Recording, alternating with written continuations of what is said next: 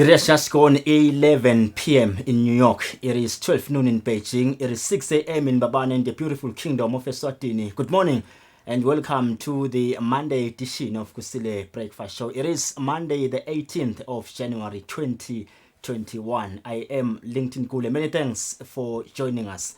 Sivusela nje bongosi elangeni lalomuhla emaswatini lamaningi imoya iphansi ngenzaba yawo umkhuhlane iCovid-19. Sikhuluma nje ukuthi kusukela ngemsombuluko kulela viki kude kube ilanga la itolo ngelisonto sibe namaswati lang 81 lasishiyako emhlabeni ngenzaba yawo lo mkhuhlane weCovid-19. Lekuke kufa ekhathi former minister wa ICT naka Labour make Winnie Magagula bamchazile labaningi ekuthenini bekangimake lebekatha uthanza umsebenzi lebekatha yanikete wona. Indeed, she served this country with aplomb whenever she was called to do so. Ku 9th parliament she was the minister for ICT. Ku 10th parliament she was the minister for labor and social security. Seke maswati angakapholi kuloko sesilonza leso yavela ke nembiko ekhamba emhlabeni kwendvuna ye-70 tembuso Christian Njangase. May their souls rest in eternal peace. Kanti ke na 7 la Zimbabwe nanabo ngalesihlanu bebakathe bakhala tinyembeti kulazela kusinakhona li provincial minister yase Manicaland isishiyeke emhlabeni nakhona eZimbabwe minister wesibili kuhamba emhlabeni ngenzaba yayo iCovid-19. Ulanzela kuseminyakeni lophilile kuhamba minister waka agriculture. Siyabancisela nje bonke bongosi labo labalahlekile hlobo daba ngenzaba lo mkhuhlane eveni lase Swatini. Kanti ke lobese sekuyenteka kuloyo ukuthi sekuningi lokwenteka ko in fact amaswati amaningi ayavela emakhemisi ayothenga ema antibiotics naletinye tithako letitsite kuze kuthi banazi siyafuna kuyinaka lenzaba leyo ekuthenini ingabe vele kunini la umuntu ahamba khona athi nje ngifika afike ekhemisi athi ngifuna ema antibiotics ufuna uwasebenzise njani kunana lekuthiwa ke bese umuntu uba resistant lawo ma antibiotics. Siyafuna ukuthola leyo ukuthi ingabe kusuke sekunjani. Ngeke namhla ekseni sitabe sine pharmacist la yalapha etiko letempilo makezwane utasichazela nje kabanti ngayo lenzaba ekusetshenziswa kahle kwema antibiotics. WHO ngeminyaka bantu labang 2 million bashiya emhlabeni ngenzaba ukuthi base baba resistant kuma antibiotics. Siyafuna ke ukuthola bongosi ukuthi singabe singayawasebenzisa kahle njani ema antibiotics eveni laseswatini njoba kulethi khasa le covid athingwa kakhulu ema-chemist lamaningi. Sidinzaba ke lesinye lesithatheteka lo mhla ekseni bongosi stawuphinze sibuke naletinye letentekako kulamanye amave emhlaba inzaba lenkulu yelikhetho eveni lase Uganda Yoweri Museveni tholeke 6th term kepha ke imbangi yakhe ikhala letimathunzi ukuthi ayikaphatheke kahle uyayisabela impilo yakhe. Kuleli viki leli ke kunemsebenzi omkhulu eveni leMelika kuyabe kufungiswa president elect na Vice President elect Joe Biden na Kamala Harris. Umsebenzi ekubheka ukuthi ube khona ngalwesithathu eveni laseMelika. Sekuningile kwenziwa ukuzama ukuthi isecurity betight landzela lokwendeka eCapitol kunanga nyalesithathu nanguya sitawunaka ke nakhona bongosi ukuthi ingabe kwendeka njani eveni leMelika. Ngilete naletinye stats sibuke lo mhla ekseni ehlelweni Kusile Breakfast Show bongosi asibathele market nasibuya sazanza batekcala talo mhla ekseni. It is the Monday edition of Kusile Breakfast Show. Good morning wherever you are in the kingdom. When you choose your adventures, you do so with an open heart and a desire for the unexpected. You embark on journeys to discover new worlds full of wonder. You choose a path to awaken your senses, a world to make you look up and realize just how inspiring this life can be. Arrive and awaken your heart. Explore life in ways only thought possible in your dreams. Discover just how far you go to expand your understanding of life's greatest mysteries. There's just one place on this planet with so much to offer. Now is the time for you to have the royal experience in the kingdom.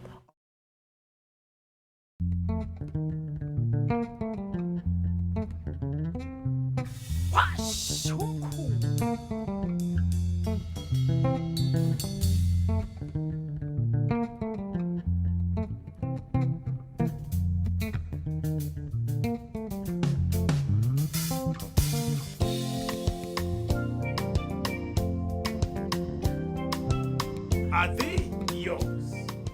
Ngabukela ke washa umkhukhu every Sunday at 3 p.m.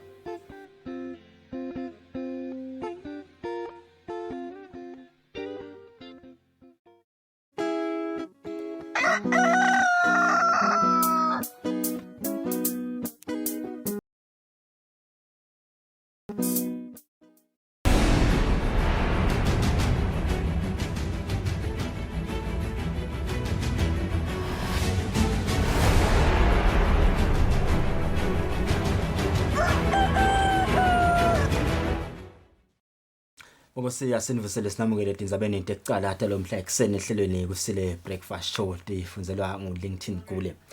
Kulandzela kuhamba emhlabeni kwendvuna yeti-70 tembuso Christian Ntshangase letinyeke tindvuna setindlulisekulila kwato nekushaceka kwato ngekuhamba emhlabeni kwayo indvuna. Letindvuna titsi indvuna Ntshangase bekatse kungumuntfu lobekahlala njalo nje ajabulile futsi ke angumuntfu webantfu. Indvuna yelitiko lete-70 tembuso lengasekho emhlabeni Christian Ntshangase beyiphinze belunga lephalamende lenkundla seshisweni yekucala ushone ngemgcibelo ebusuku ngemva kokubanjwa ngomkhuhlane COVID-19. Tindvuna tembuso tephalamende yelishumi tindlulisa kulila kwato ngekuhamba kwaNtshangase. Mkazi ufike edaneni igalelo lelikhulu ikakhulu endzabeni ka public service. Lapho abezama kwenta leli singathi reform noma kuyitransforma kuyintshintsha nje ikwadi ukuthi isebenze kahle. Thina nje simkhubulela lokho futhi abe umuntu lobekade imisela kuko. Atimisele ekutheni iliveli yembili. Phinze ke kuyindvodza nje lehlala njalo jovial ijabula ithe kubuta nje into yenye ukuthi singaya njani phambili. Bekuyindvodza lelungile. Bonke kukhuluma kwayo kuhlala kunemusa. Noma ngabe kuphinda serious kangakanani. Kuyawuthi kukhulunywa kepha niyabo nisheke eceleni. Atimisele kakhulu emsebenzini wakhe waNtshangase. He was a very intelligent minister, basically. Very intelligent. A humble, a peacemaker, angawuthanda umsindo, anga-ede noludlame, akhuluma kahle, ipoint lalibekile brilliant.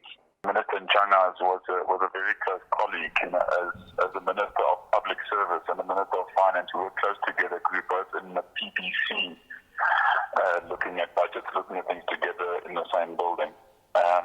Minister Ntshangase was an extremely hard-working.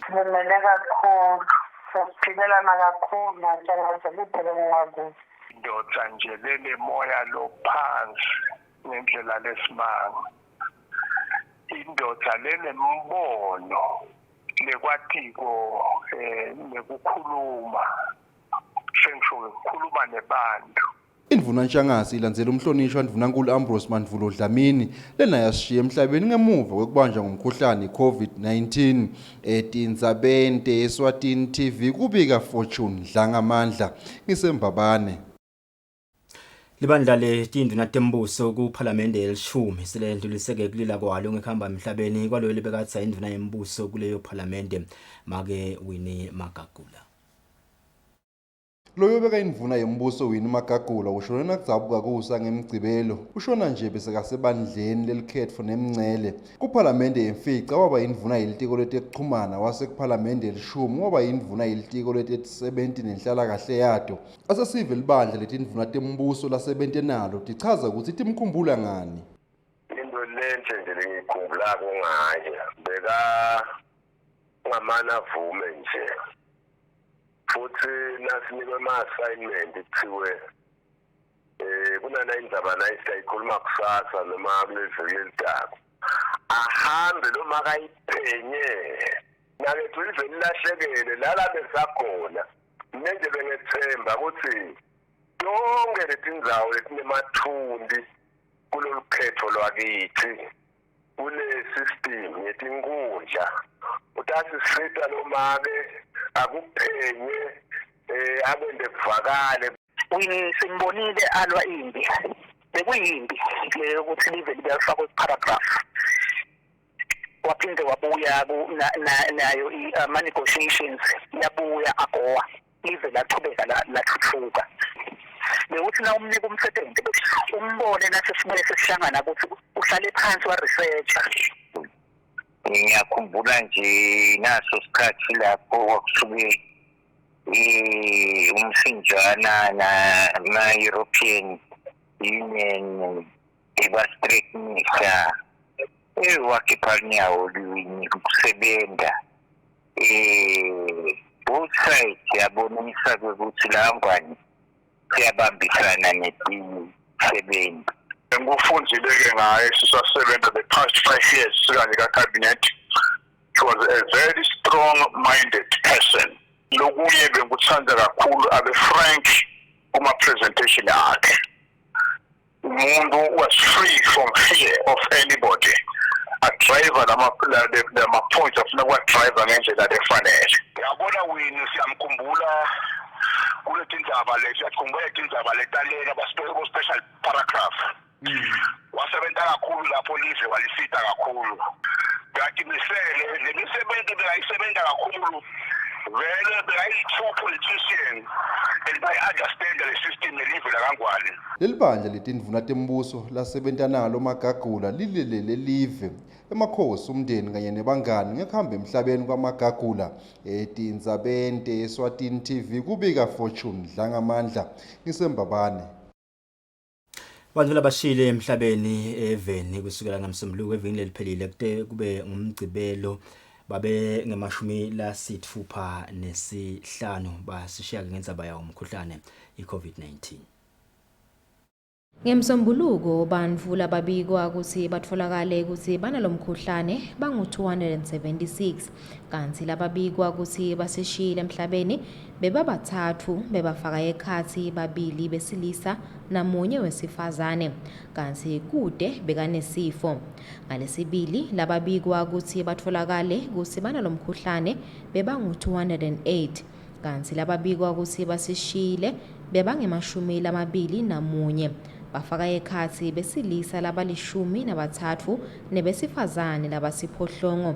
Kulaba labasishile laba-14 bebanetifo.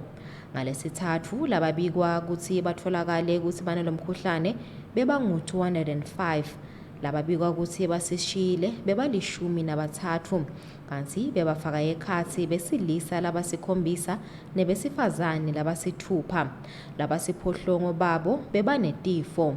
Ngalesine lababikwa ukuthi batfolakale ukuthi banalomkhuhlane bebangu-203 kanti lababikwa ukuthi basishile bebabathathu bonke besifazane futhi bonke bebanetifo.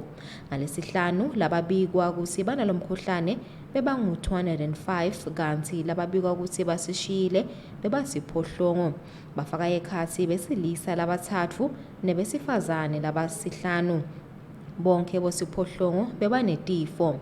Ngemgcibelo lababikwe ukuthi batfolakale banalomkhuhlane bebangu-204 kanti lababikwe ukuthi basishile bali-17 bafaka ekhatsi besilisa laba-6 nebesifazane laba-11 laba-15 batfolakale ukuthi babanetifo.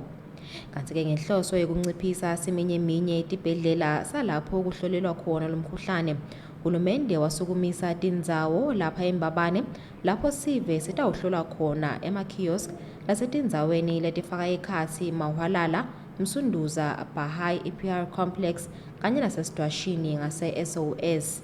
Etindzabeni kubika Lungile Magagula na Fortune Dlangamandla embabane. Kazi-ke itolo litiko letempilo libeke bantfu labali-16 lebasishile emhlabeni lokwenteka ukuthi eMaswati lasishile kusuka-ke ngemsombuluko kude kube lilanga la itolo abe ngu-376. Kazi-ke amasomthulo amaningi abonakele akhombisa inhlonipho lenkulu nekulalela-ke umthetho lokhishwe nguhulumende ukuthi akubebede abantu labakhondako emasontweni kulamaviki lamabili letako kusukela ngomhla tisiphohlongo kuyo inyanga lesetulo lekuyindzaba-ke i-partial lockdown yamenyetelwa liphini landvunankulu impunga Themba Masuku. Inganivele emasontweni lamaningi lavakashele ensazetala umsakato kukhandzakala nje ukuthi kukhala libhungane bazalwane bathandazela emakhaya. Njengobe kulisonto lesibili kusukela lobambe kuMangudvunankulu acela isivene ukuthi ake seyime imihlangano noma yaluphi luhlobo kanjalo nemicimbi emasontveni lamanyenti lasemakhaya nasemadolobheni sitfole kulenga tinkanakana kukhala lona libhungane lokusho kona ukuthi bazalwane bawukhandze kubalulekile ukuthi bahloniphe imigomo netimiso telive tekuthi bangahlangani kusabukwa lomkhuhlane lohlasele live matima.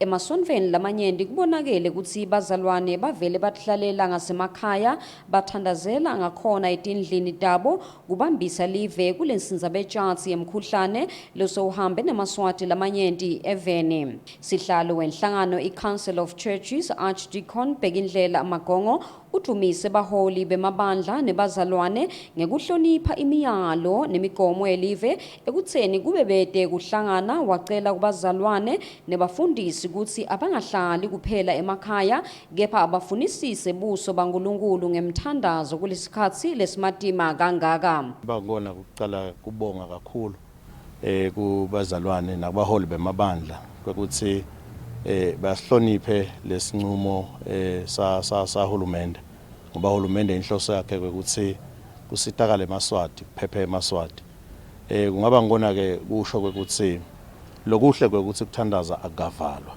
siyakuthata ukuthi asiqhubeke sithandaze la sihleli khona emakhaya siyakuthata ke lokuthi bazalwane vele abachithe isikhathi lesiningi la ukuthandazeni siqhubeke futhi sigcizelele lokuthi asihloniphe siyethemba ukuthi uhulumende nasaphinze abuka lo 14 days njengoba aphela njengalesihlanu sekaphinze abuka siyethemba ukuthi utasibukela nathi simasonto ukuthi mhlambe kube khona kucekicekisa lapha nalapha. Magongo uvetile ke ukuthi kulesikhathi lesi bafundisi abetamende ukuthi basebenzise tindlela tekuxhumana kushumayela abazalwane ikakhulu ngobe kulesikhathi lesi kunyenti kukhathateka nekugcinzeteleka lokubangwa ngilomkhuhlane iCovid-19.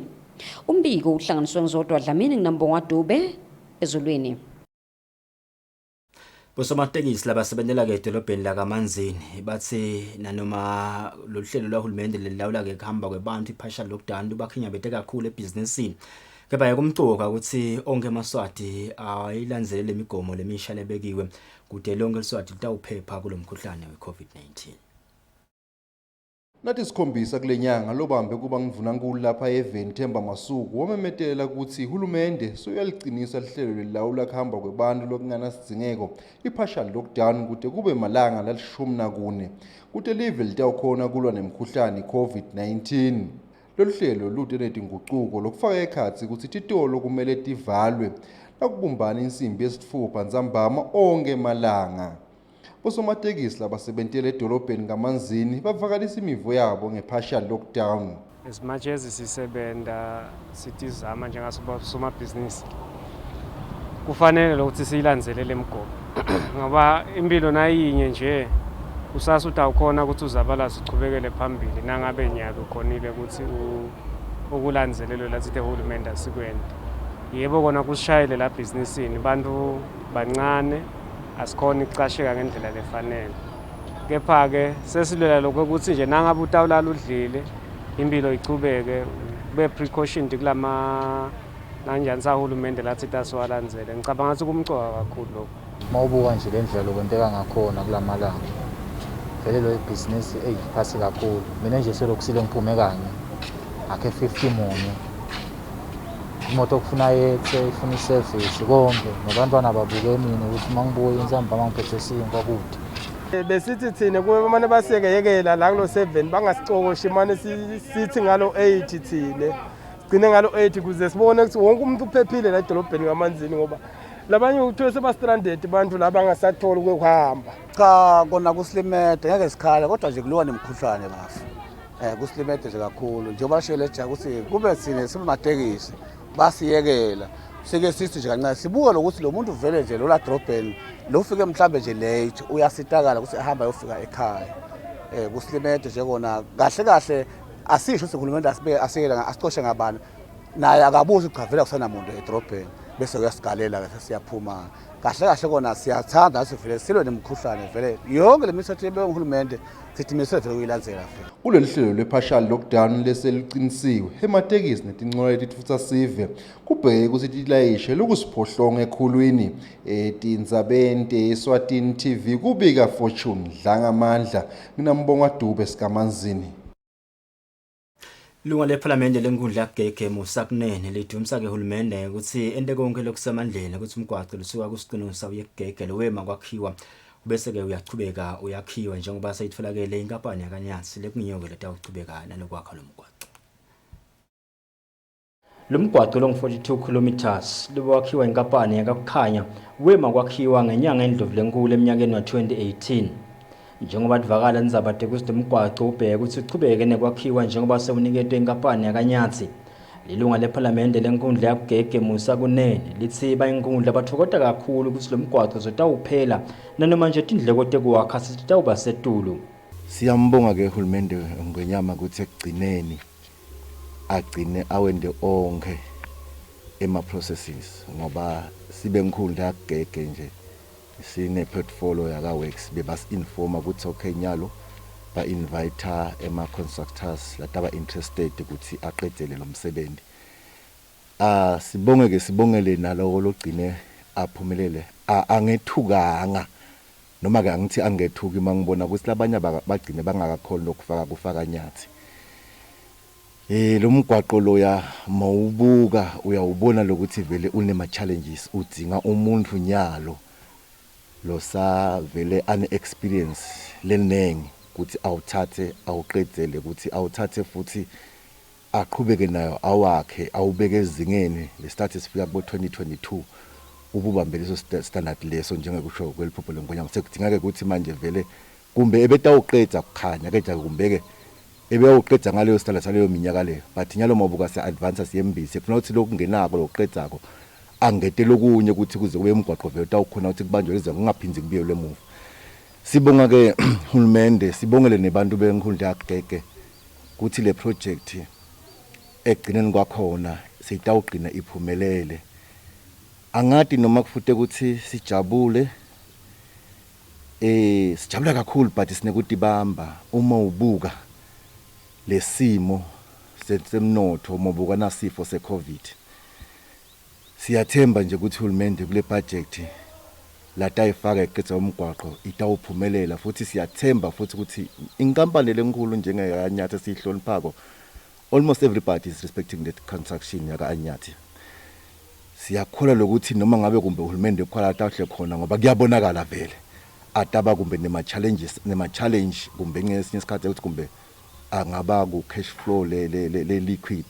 Siyathemba ukuthi nyathi naye utawuqhubeka njengenkampani yeSwati utawuqhubeka sebende ambeketelele uhulumende ukuthi akhona ukumbhadala kumbe masanqonywana ngeke ukuthi athi kumbe awukumbe kule nyanga ngifakile ema invoices lapha ngihle ngabhadala sengiyema ngigodle manje. Siyayithemba ukuthi inkampani lenkulu kakhulu itawukhona nje kusebenta ayibhadale uhulumende kumbe sathole kumbe lo mali ngoba phakathi semnotho siyasibona ngenxa na iCovid. Sibonga kakhulu nalokuthi nje ngiyakhola ukuthi kutawubisa iconfidence kule system yakithi simaSwati uma ubuka ukuthi inkundla yakhe ina level yomphakathi mangabe bonke abantu abangaka ke sebaqala kuluza including maseyisini ngoba ile mgwaqo wethu ungena uzophumela enkhundleni yasemaseyisini mawubuka ke ukuthi labantu abaningi kangaka bese baqala kumngabada kwawena lo hulumende batibuta sikhethelana asinakwa naye project seyicollapsile kuthi nayo etekako but nje siyabonga kakhulu enduneni elitiko letekuthutha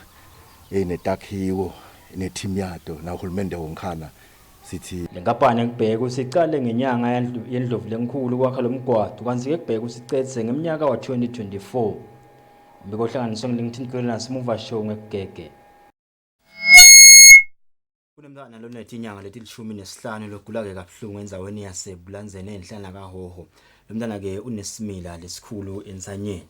Kanti ke unina wakhe uthi sewumixe emahlandla emtholampilo yaseBulanzeni kepha ke sola kalitfola ulisitho.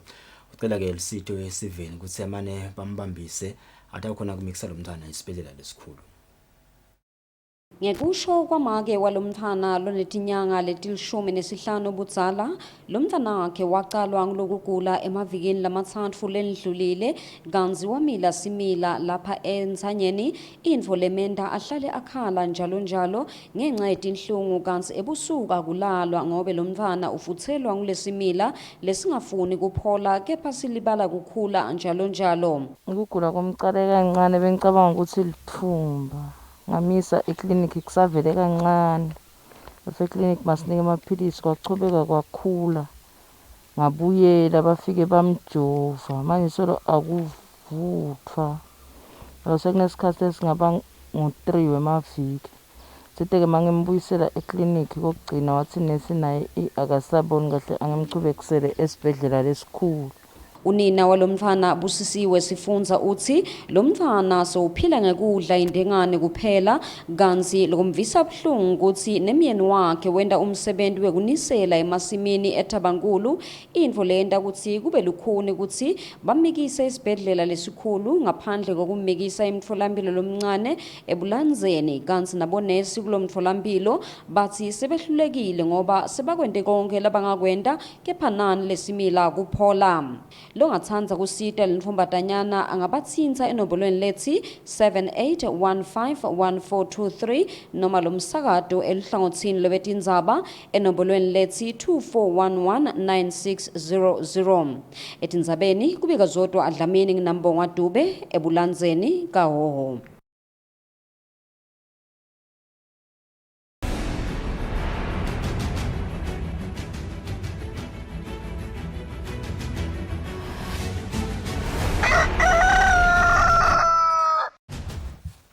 Asitiphethe bonke singekubuka nathi temidlalo. Mapalane wenhlangano emidlalo we-shooting Dumisa Bhembe uthi ngomkhuhlane we-COVID-19 sewende kusilomdlalo ukhule kancane njengoba basakhona ukuhlangana badlale. Indlela bebakhona ke indawo sengekho lomkhuhlane.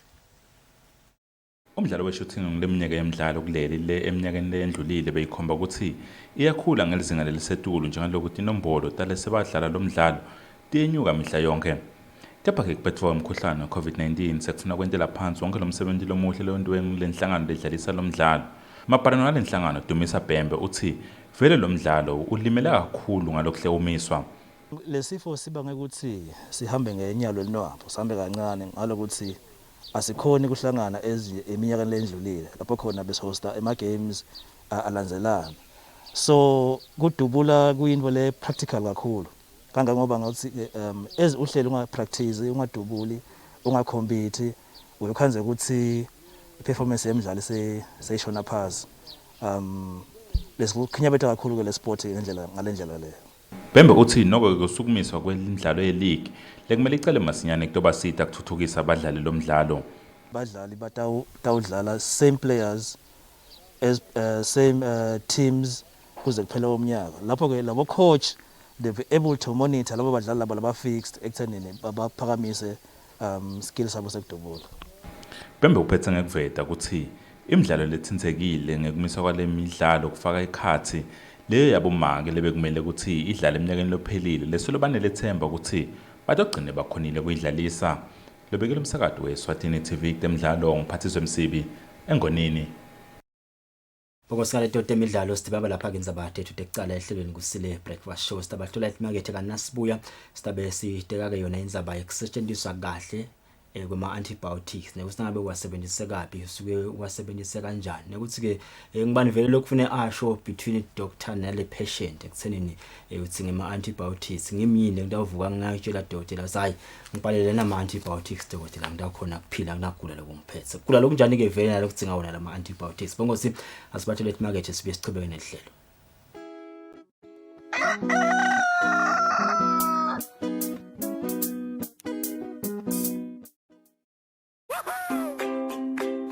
TV license quickly and easily with MTN Momo.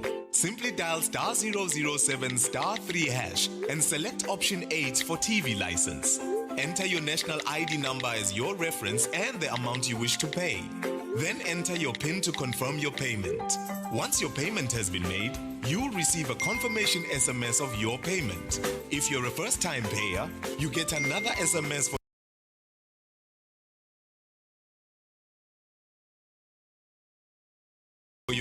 license. So legalize your entertainment from the comfort of your home. Pay your TV license the easy and convenient way with MTN Momo. Everywhere you go, MTN. Stay home and watch Eswatini TV. Stay safe.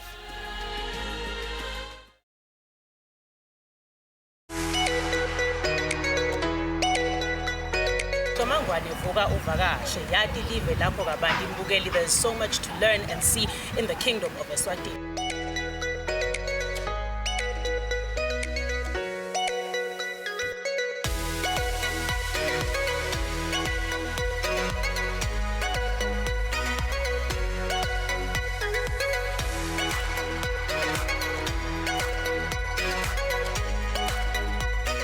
Sifuna futhi sikhuthatha kona ukuthi nawe wathi live lapho kabandi nalokuthi lokwendekako lapha evenini la kaNgwane.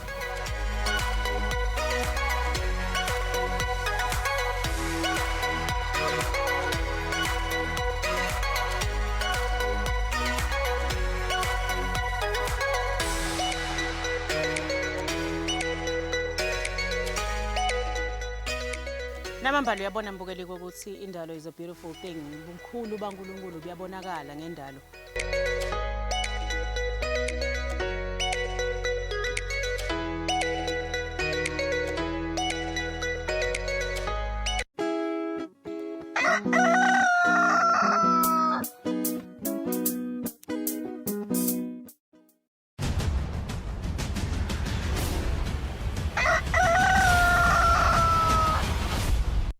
Ose asiphinzeke sinemukele nasanza kulela umsakazo wakho ubukele Eswatini TV. It is the Monday edition of Kusile breakfast show.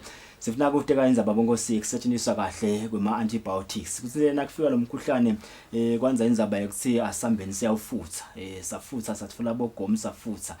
Basichazela ke nebetemvelo kusinini kahle kahle akusilo gomu noma ngimuphi nje lokufune asebende.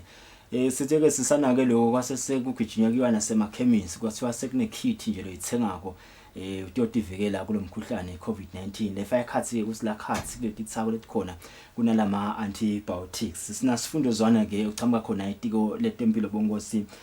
She's skilled in diabetes, hospital pharmacy, pharmacy practice, pharmaceutics and community pharmacy. Lokusho ukuthi she is well versed ngaletindzaba lesitabe sitika namhla. Ngizwana nguvusela ngwamukela kusenhle. Ngiyanevusela babegule ngivusele nemaswati onke kaNgwane. Ngothula nje ngalendzaba yalama antibiotics kuthiwa ngeminyaka wa 1930s lekubo 19 noma before 1936 abantu abaningi bebafa emhlabeni babulawe ama bacterial infections. Waseke sekufika ema antibiotics abantu abaningi bakhona kusinza. Ayini kanti ama antibiotics? Ema antibiotics yimithi yethu lemcoka njengoba usho njena ya discover lena kubo 1930s. And from there until now, there are very few antibiotics that have been discovered. Okay. Lokusho ukuthi lesigungu sethu salama antibiotics isincane. Hence kuwasebenzisa kwethu kufanele siwasebenzise for the right purposes and also siwasebenzise kahle ngoba side lengathi i-backup yethu lesingafolisha kuyo nasesesihlulekile kulawa lesesinawo currently. Okay. Yini la ku treatako kahle kahle ngoba ngitholile ukuthi aka treat anything ane kunemana nanginjana nje la specific usalapha yini. Very true Mr. Gule. See in a broad way sithi ma antimicrobials. Okay. Ma antimicrobials kunema antibiotics. Ema antibiotics wona abulala ema bacteria. Lokungasiyo ibacteria i-antibiotic angeke ibulala. Okay. Then sekuthiwa kunema antivirals as well.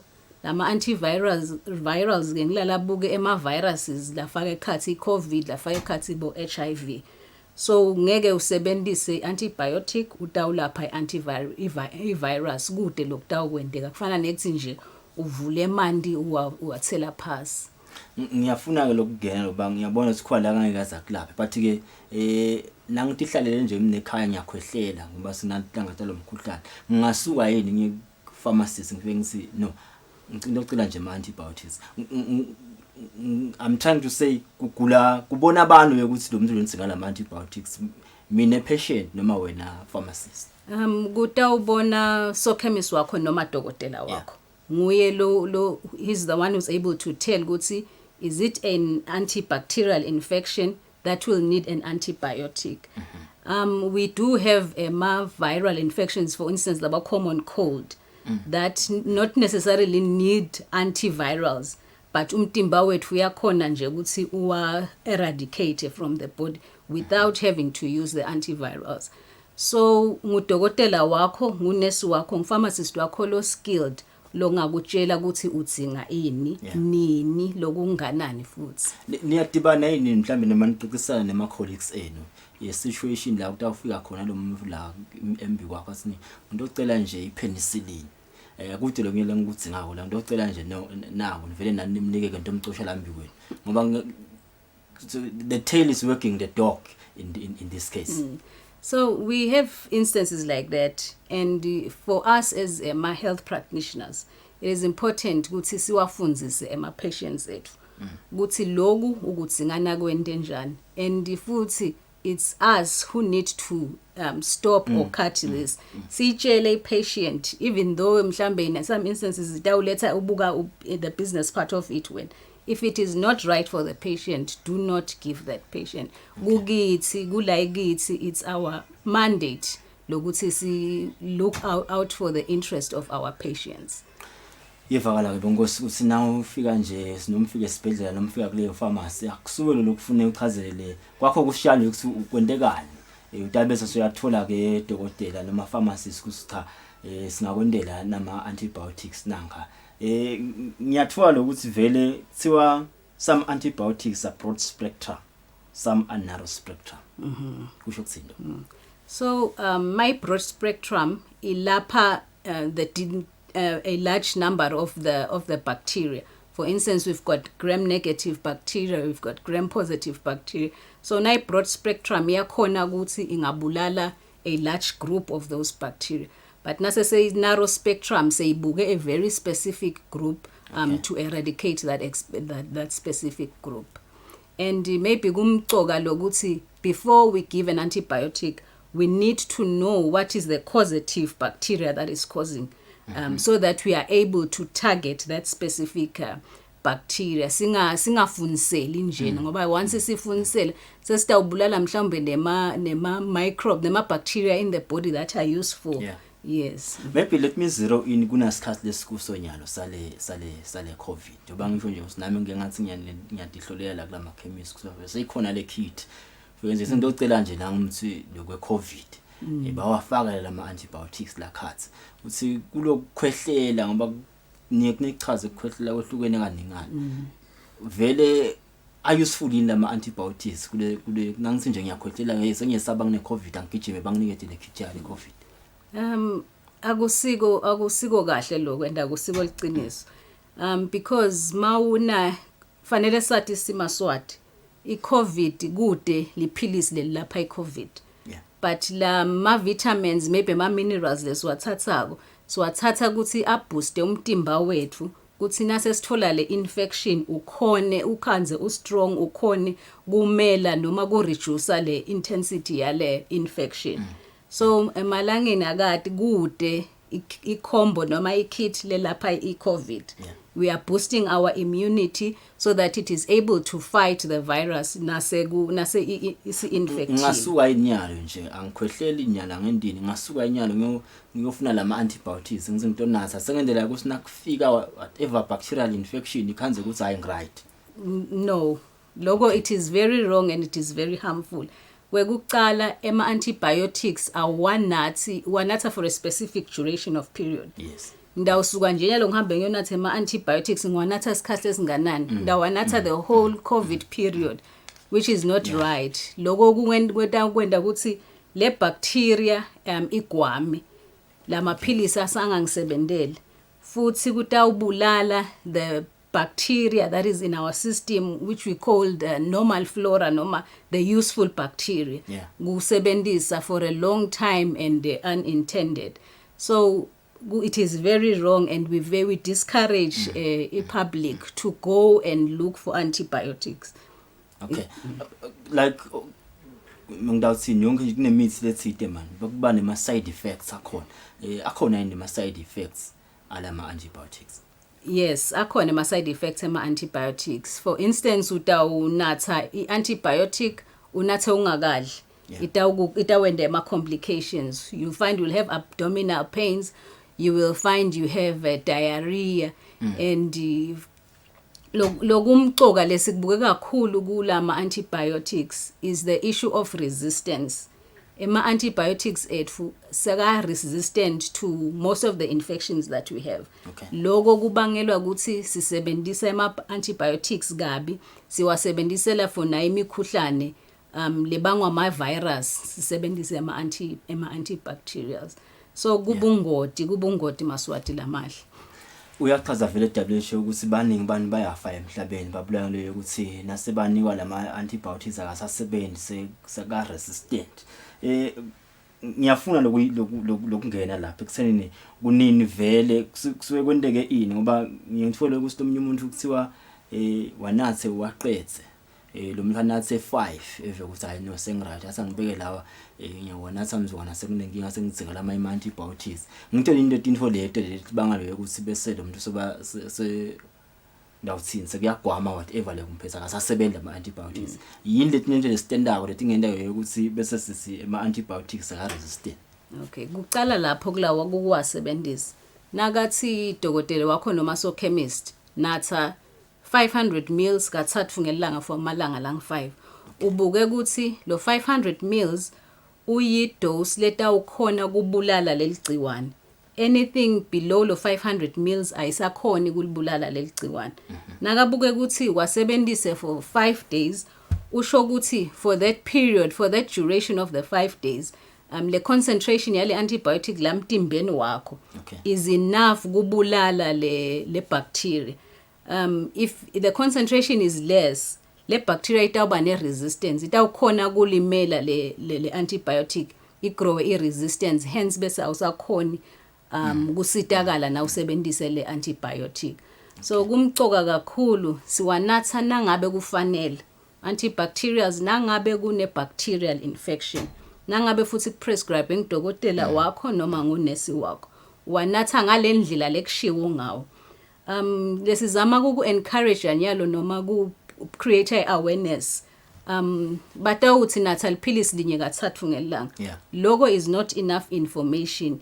Liphilisi linye kungaba ngu250 mils, liphilisi linye kungaba ngu500 mils. So let dose it depend on your body weight, for instance. Yes, nangithi linye fanele ngibe specific. Am I saying 500 milligrams 3 times a day if it's an adult? So kumcoka maswati lamahle, as much as we trust ema health practitioners aid for our health, nathi it's high time ukuthi let us take care of our health. Asibude ukuthi lokhu kwani kutangisita ngani, so that we are better informed and we make better decisions. Nalo 3 times a day ngoba langa linithiwa linalo 24 hours. Nakuthiwa nje nginasekuseni emini nasensambama. Does it mean ukuthi nangivuke nje nga4 ngiyalinatha leliphilisi? Nasekuthiwa ngilinatha emini nga12 sekusemini sengingalinatha yini kulo 24 hours ngimhlukanisa kanjani lama hour ukuthi okay nyaloke sesifikele isikhathi kusanje sengisemini sengiyolinatha nsambama yena uqala nini ngabe nangilinatha nga2 sengingalinatha yini ngasikisi ngoba sekusensambama. So ngumcoka kakhulu naloko ngoba sometimes nje sithi 3 times a day ngidawuvuka nga8 nginathi nanga 1 sengisemini ngidawunatha yabo. So masithi like 3 times a day sisho ukuthi every after 8 hours.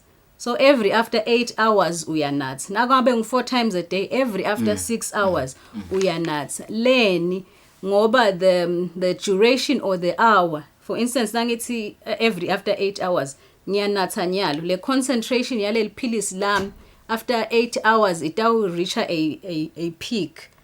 After 8 hours tawudzinga ukuthi ngiyibooste to maintain it to that particular peak.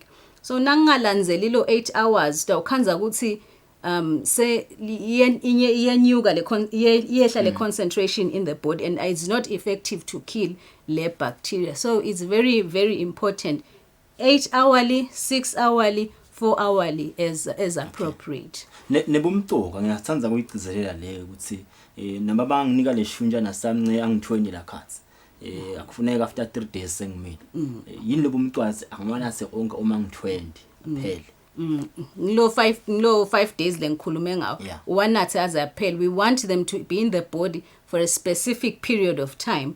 Lapho khona iscience yasitshela ukuthi if you have this particular concentration in the body for 5 days for 7 days, you are able to eradicate the bacteria. You can have it for 3 days, but le bacteria mhlambe itawu the concentration le bacteria lelizinga layo litawehla after maybe about 3 days. Then when asoyayekela lelizinga liyachubeka liyanyuka ibacteria yabona phela ukuthi sekude nyalo lokungisuppressa ichubeke inyuke infection ichubeke. So it's very important. Kunebantu lesesibathi esibahlala vele baneshunjana dabu nangikhohlela nje ngithi angimane anginike liphilisi anginike licombral unalo licombral uyanginika. Do you need to share ama antibiotics at some point? Definitely not. Antibiotics yakho yi-cause yakho. Because yakho labakuneta yona bayakuneta for 5 or for 7 days. Yakho wetwana uyisebenzisa for that period. After that period expecteke nokuthi iphele. For instance nje siyabala e-pharmacy before we dispense a prescription. Uthi sikubalele kuthi makathi 5 days dokotela sitakubalela vele coverage lo 5 days. We do not give anything more than lo 5 days ngoba sifuna ikusala. Sifuna ukuthi ukusebenzise kuphele. Makhelwane nangabe naye so develop ama symptoms ocabanga ukuthi acisha afanene akho. Mlayele emtholampilo naye atotfola i-cause le specifically tailored for him or her. Nembala bongosiki simakezwane lesite kade nizaba kusebenziswa kahle kwalama antibiotics nasikhathi salomkhuhlane iCovid-19 ngoba yawathaphuda man la ma-chemist nebamhle bangawadzingi. Ngitholile ukuthi siwa kuneti inhlobo nje dawo lama antibiotics noma ting 7 bakhona labo penicillin amoxicillin ngibalo ikhona le group le yatatiko letinto afika lapha mina nje nginababe lekhaya awumniki linye liphilisi ngaphandle kwema-diclo angekaphile usefuna nase nje idiclo ikhona ke lele ginga ukhanza ukuthi awufika itonjeni zena mina ngintwelanza nje ipenicillin umcuka bekuthi simthembe edokotela wethu umthembe pharmacist wakho so okay kulokugula kwakho lokhu nathi lenhlobo tela ama antibiotics tikhona but ifuna ngikunike nayo inyalo. So kugula for instance dokotela wakho na pharmacist wakho baya wati amaphilisi and they know ukuthi this one is for which condition. Nalokwe ukuthi ke we use antibiotics, we've used them before asisebendela. We know the resistant trends la sakhona nyalo kusho ukuthi mhlambe bo penicillin for instance abasasebenzi sekunema bacteria la resistant to labo penicillin. We need to recommend another alternative lelitawukhona kucoverisha leyo antibacterial kulesikhathi samanje. So they know lawo ma resistant trends and are able to make an informed diagnosis. So also create awareness esiveni ukuthi yebo idiclo iyasisebenza. Sometimes let involate it's mental. You know ngikubonile kungisebenzela before so sengifuna ukuchubeka ngakho mhlambe nyalo akusasebenzi. So we need to rely on our health practitioners for better advice on our medicines. Ngithola ke ukuthi le kubo Egypt bekukhanza sikatse nje bebasebenzisa luju bathi natural antibiotic kusasebenza into kuleti khasi lesikude manje. Kuleti khathi lesikude nakulo with the era of antibiotic resistance. Agusa recommend. Okay. Yes, agusa recommend. Yes, honey can be recommended for some other ailments or maybe to boost the immunity, but good see you will look at it solely for antibacterial to treat antibacterial infections. Agusa it's not recommended. Ngiyafuna ke phinze ngihamba hambe lapha ekuthenini nje khona dzadzewethu sanza kuthengana iapple cider vinegar asinangivuke ekseni nginathi lamanda afake lokulakhathi athi hayi lo taxita kufana nema antibiotics. Is that true? Apple cider vinegar. That is definitely not true. Scientific advice does not point to that. Apple cider vinegar. Sekuthi nyalo sekunalama different diets that we are doing. For instance, use of apple cider vinegar isebenziswa ku benting. Okay. You know. So there's a lot of information, but we need to trust laba funzele ngale information on our medicine when it comes to medicines and medical conditions. Lama antibiotics aqhamuka ngamaphilisi nema capsules noma kunye ngama liquids aqhamuka kuyiphi form? They come in different forms. Akhona la utawakhanza ukuthi amaphilisi, khona la utawakhanza ukuthi ama capsules, khona utawakhanza futhi ama suspensions for pediatric. So they come in different formulations, injectables as well. Yes. Kuyashiyana yini ukutheni naye igule ukufuna anathe nanghala ngathi ngamaphilisi lona umntwana ufuna anathe noma unganginika noma ngabe yini? Umvana for instance akakhona ukuswallowisha liphilisi nakasesemncane. So we'll go for an alternative leli friendly akwelata ukhona kulithatha. We'll go for the suspensions or for the liquids. Kule so ukhulile liphilisi uyakhona kulimita siyamniketa liphilisi. Then ukhanza ukuthi kunema patients ethu that are critically ill are in hospital. Yeah. Lesifuna kuthi mhlawumbe le effect yale antibiotic ibe quick. Those we will give ema injectables but under hospital settings. Okay. Ngiyafuna kunana icamera naye ngifuna ukukhuluma neliswati namhle ekseni ndawuthini litawugijimela ke udifunela lama antibiotics ekuthenini kumqoka ukuthi umuntu akafika ufike esibhedlela ufike ekhemisi ulalele lo ufune ute kuye ukuthi akuprescribe la the importance singathi khanzi seside ama antibiotics la even ngenza bese abantu bayathenga lama combo bangawasebenzisi ngifuna uyibuke le camera and advise eliswati kumqoka bekusebenzisa kahle wonke nje umuntu ekaniketwa wona.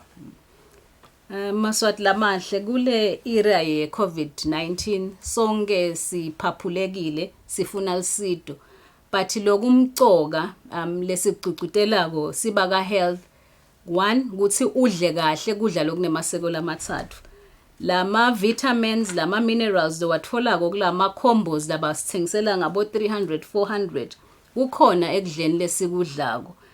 So ungabese ke soya supplementa ngema vitamins lotawathola ema chemist ema clinics nasesibhedlela.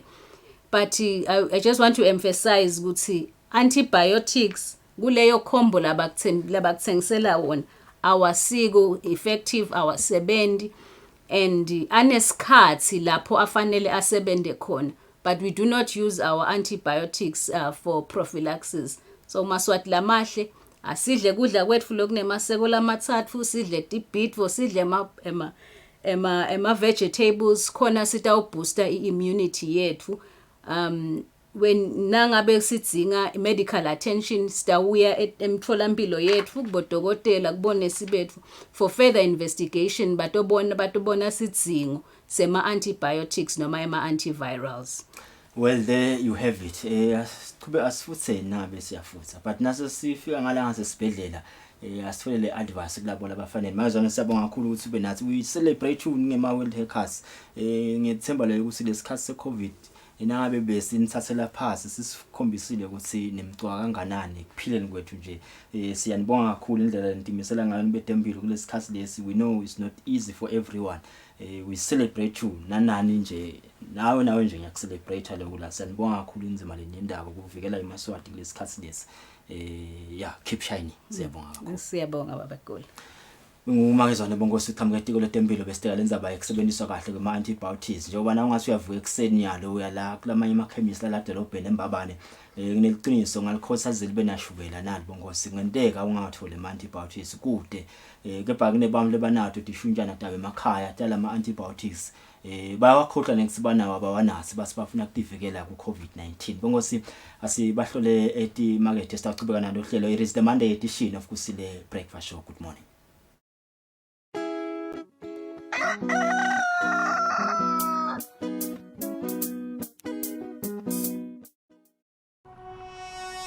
When you choose your adventures, you do so with an open heart and a desire for the unexpected. You embark on journeys to discover new worlds full of wonder. You choose a path to awaken your senses, a world to make you look up and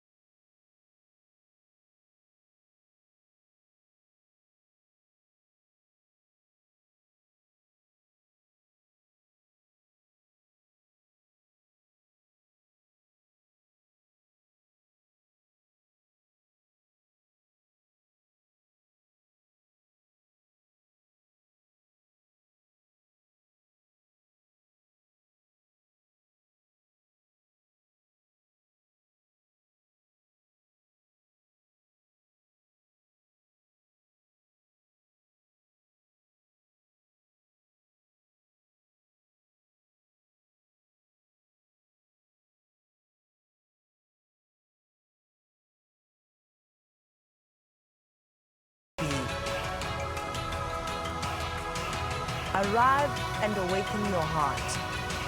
Explore life in ways only thought possible in your dreams. Discover just how far you go to expand your understanding of life's greatest mysteries. There's just one place on this planet with so much to offer.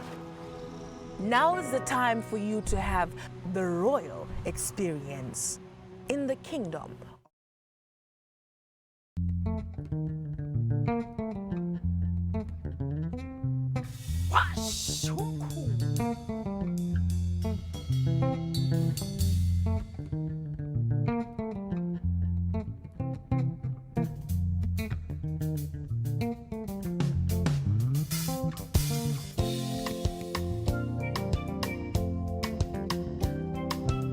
Are they yours? Ungabukela ke washa umkhukhu every Sunday at 3 p.m.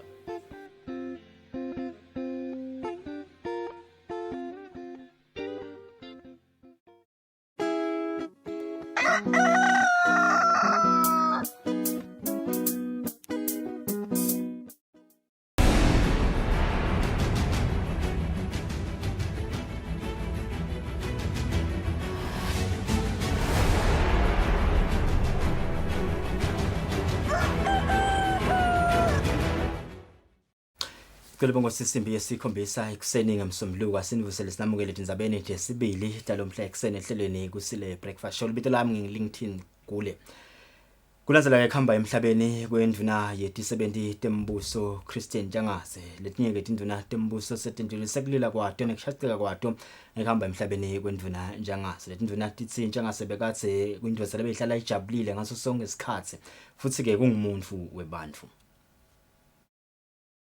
Indvuna yelitiko letisebenti tembuso lengasekho emhlabeni Christian Ntshangase beyiphindze belunga lephalamende lenkundla seshisweni yekucala ushone ngemgcibelo ebusuku ngemuva kokubanjwa ngumkhuhlane COVID-19. Tindvuna tembuso tephalamende yelishumi tindlulisa kulila kwato ngekhamba kwaNtshangase. Mkazi ufike edanele igalelo lelikhulu ikakhulu endzabeni ka public service. Nalapho abezama kwenta leli singathi reform noma kuyitransforma kuyintshintsha nje ikwadi ukuthi isebenze kahle. Thina nje simkhubulela lokho futhi abe umuntu lobekatimisela kuko atimisele ekuthenini iliveli yembili phindze ke kuyindvodza nje lehlala njalo jovial ijabula ithe kubuta nje into yenye ukuthi singaya njani phambili bekuyindvodza lelungile bonke kukhuluma kwayo kuhlala kunemusa noma ngabe kupindoti serious kangakanani kuyawuthi kukhuluma kepha nyabo enhleke eceleni atimisele kakhulu emsebentini wakhe waNtshangase. He was a very intelligent minister, basically. Very intelligent. A humble, a peacemaker, angawuthanda umsindo, anga-ede noludlame, akhuluma kahle, i-point lalibekile brilliant. Minister Ntshangase was a very close colleague, as a Minister of Public Service and the Minister of Finance. We were close together because we were both in the PPC, looking at budgets, looking at things together in the same building. Minister Ntshangase was an extremely hard-working.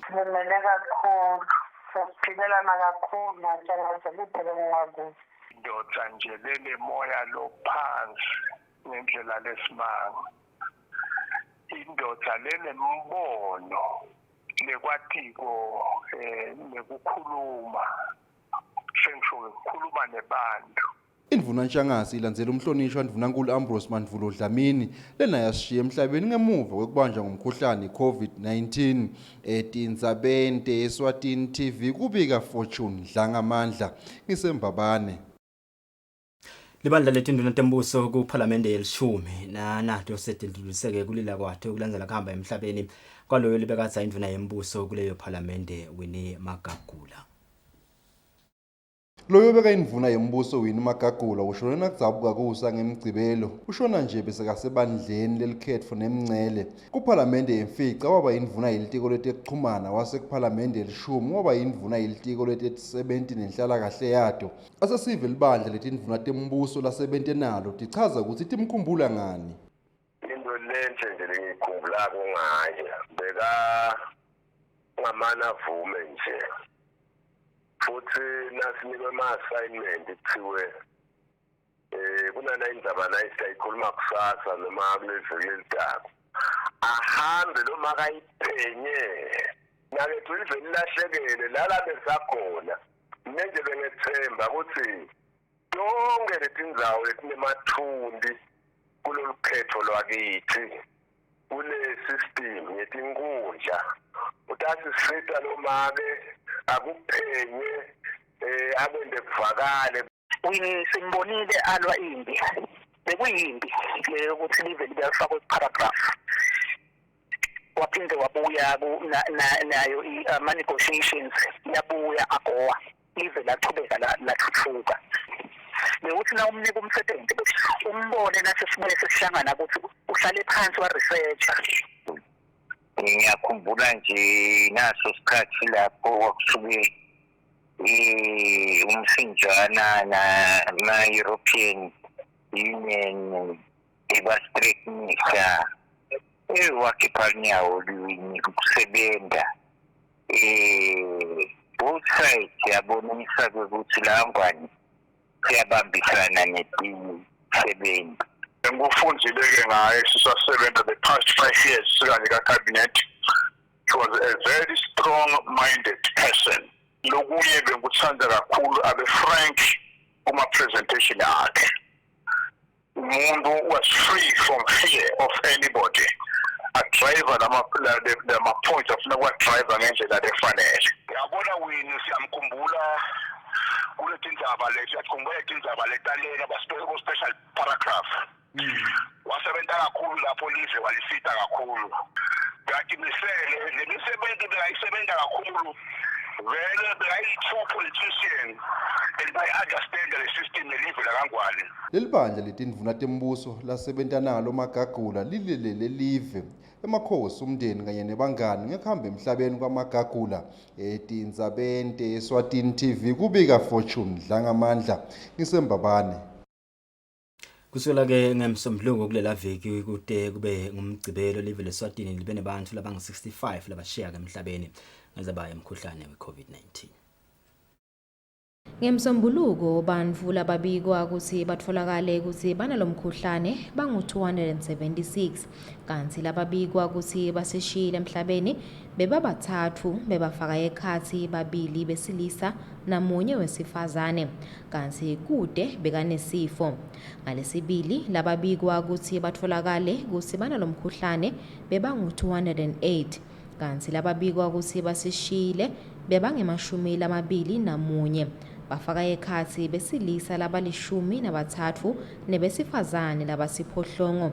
Kulaba labasishiyile laba-14 bebanetifo. Ngalesithathu lababikwa ukuthi batfolakale ukuthi banalomkhuhlane bebangu-205 lababikwa ukuthi basishiyile beba-13 kanti bebafaka ekhatsi besilisa laba-7 nebesifazane laba-6 laba-8 babo bebanetifo. Ngalesine lababikwa ukuthi batfolakale ukuthi banalomkhuhlane bebangu-203 kanti lababikwa ukuthi basishiyile bebabathathu bonke besifazane futhi bonke bebanetifo. Ngalesihlanu lababikwa ukuthi banalomkhuhlane bebangu-205 kanti lababikwa ukuthi basishiyile beba-8 bafaka ekhatsi besilisa laba-3 nebesifazane laba-5 bonke bo-8 bebanetifo. Ngemgcibelo lababikwe ukuthi batfolakale banalomkhuhlane bebangu-204 kanti lababikwe ukuthi basishiyile bali-17 bafaka ekhatsi besilisa laba-6 nebesifazane laba-11 laba-15 batfolakale ukuthi babanetifo. Kanti ke ngenhloso yokunciphisa siminye etibhedlela salapho kuhlolelwa khona lomkhuhlane uhulumende wasukumisa tindzawo lapha embabane lapho sive sitawuhlolwa khona emakiosk lasetindzaweni letifaka ekhatsi Mahwalala, Msunduza, Bahai EPR Complex kanye nasesitwashini ngase-SOS. Etindzabeni kubika lungene laMagagula na Fortune Dlangamandla embabane. Kazekela ngelayitolo ngelisonto litiko letempilo libike ukuthi kunebantfu laba-16 lebasishiyile emhlabeni ngenzaba yalomkhuhlane. Kwenta ke sibalo semaswati lasashiyile ngenzaba ye-COVID-19 sibe ku-376.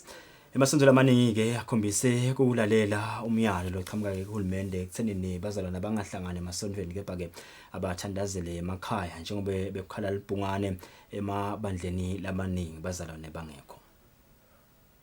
Njengobe kulisonto lesibili kusukela lobambe kubangufunankulu acela isivene ukuthi ake seyime imihlangano noma yaluphi luhlobo kanjalo nemicimbi emasontweni lamanyenti lasemakhaya nasemadolobheni sitfole kulenga tinganangana kukhala lona libhungane lokusho kona ukuthi bazalwane bawuhanze kubalekile ukuthi bahloniphe imigomo netimiso telive tekuthi bangahlangani kusabukwa lomkhuhlane lohlasele live matima. Emasontweni lamanyenti kubonakele ukuthi bazalwane bavele bahlalela ngasemakhaya bathandazela ngakhona etindlini tabo kubambisa live kulensinza betjatsi yemkhuhlane losowuhambe nemaswati lamanyenti evene. Sihlalo wenhlangano i-Council of Churches Archdeacon Bekindlela Magongo udumise baholi bemabandla nebazalwane ngekuhlonipha imiyalo nemigomo yelive ekutheni kube bede kuhlangana wacela kubazalwane nebafundisi ukuthi abangahlali kuphela emakhaya kepha abafunisise buso baNkulunkulu ngemthandazo kulesikhathi lesimatima kangaka. Bakona ukucala kubonga kakhulu kubazalwane nakubaholi bemabandla ukuthi basihloniphe lesinqumo sahulumende ngoba uhulumende inhloso yakhe ukuthi kusitakale eMaswati kuphephe eMaswati kungaba ngona ke kusho ukuthi lokuhle ukuthi kuthandaza akuvalwa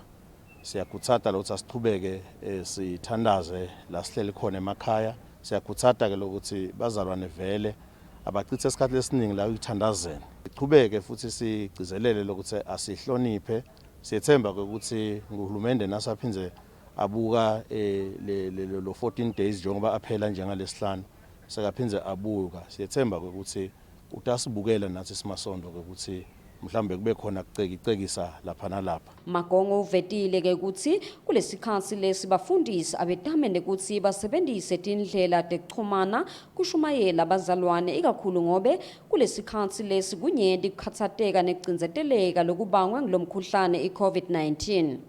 Umbiko uhlanganiswe ngizodwa Dlamini nginambonga Dube ezulwini.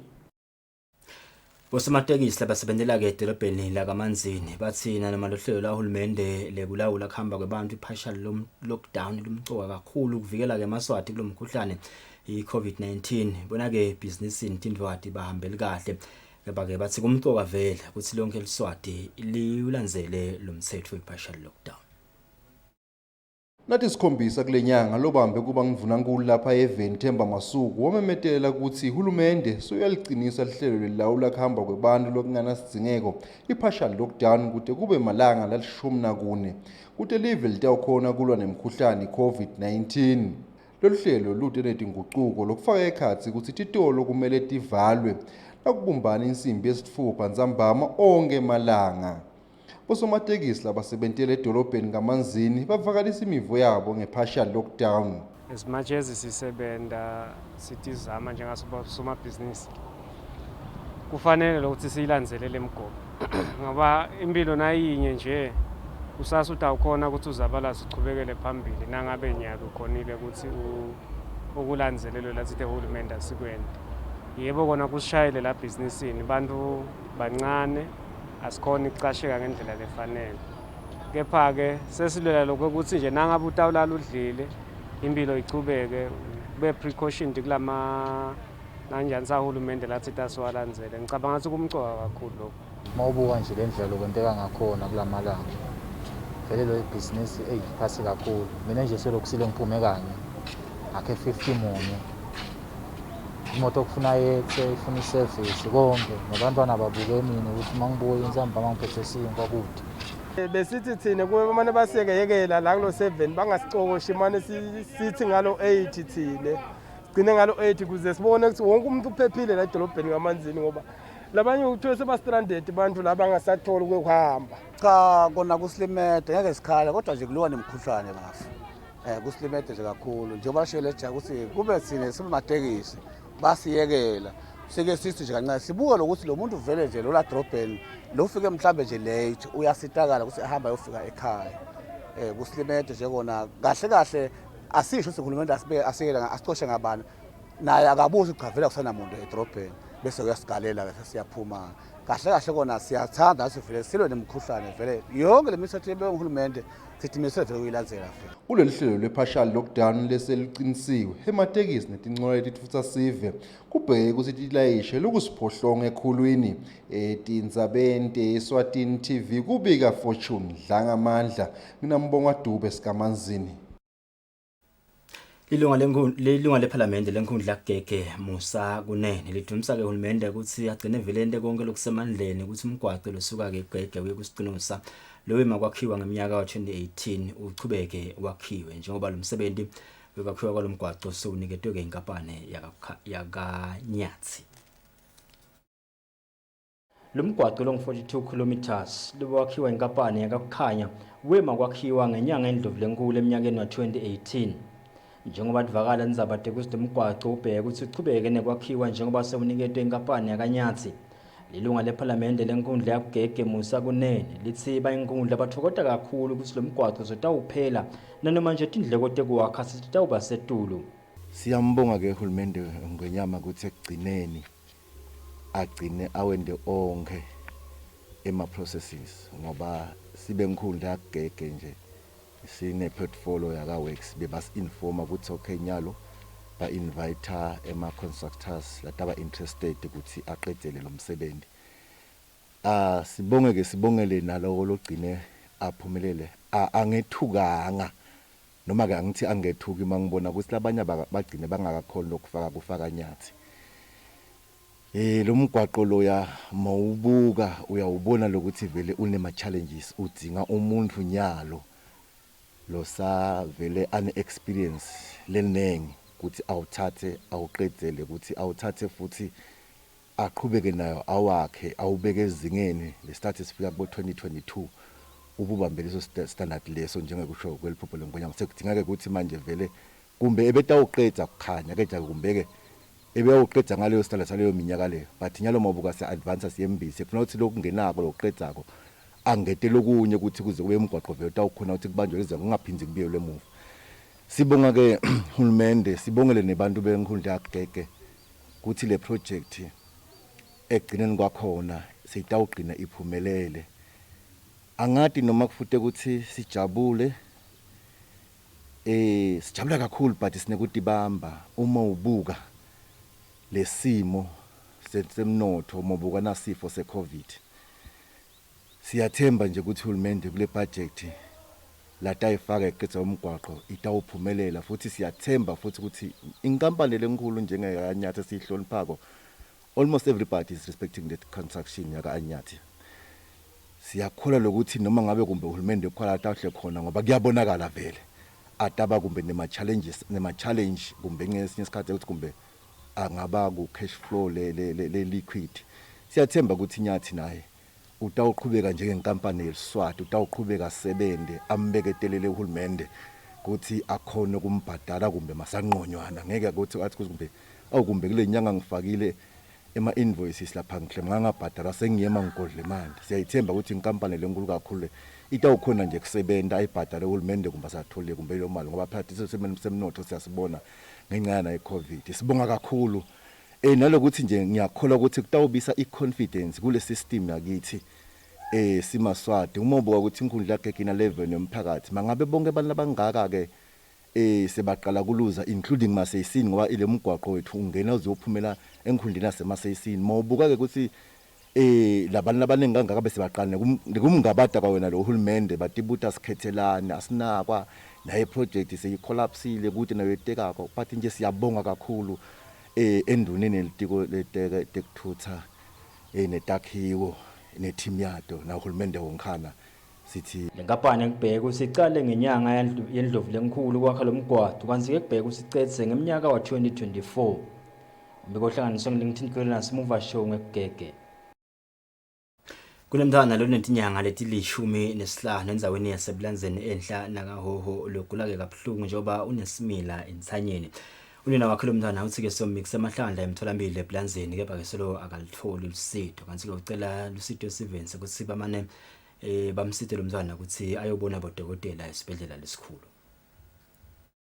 Ngekusho kwamake walomthana lonetinyanga letilishumi nesihlanu ubudzala lomthana wakhe wacalwa ngilokugula emavikini lamathathu lendlulile kanzi wamila simila lapha entsanyeni info lemenda ahlale akhala njalo njalo ngenxa yetinhlungu kanzi ebusuka kulalwa ngobe lomthana ufuthelwa ngulesimila lesingafuni kuphola kepha silibala kukhula njalo njalo. Ukugula komcale kancane bengicabanga ukuthi lithumba ngamisa eklinikhi kusavele kancane baseklinikhi basinike amaphilisi kwachubeka kwakhula ngabuyela bafike bamjova manje solo akuvuthwa sekunesikhathi esingaba ngo-3 wemaviki siteke mangembuyisela eklinikhi kokugcina wathi nesi naye akasaboni kahle angemchubekisele esibhedlela lesikhulu.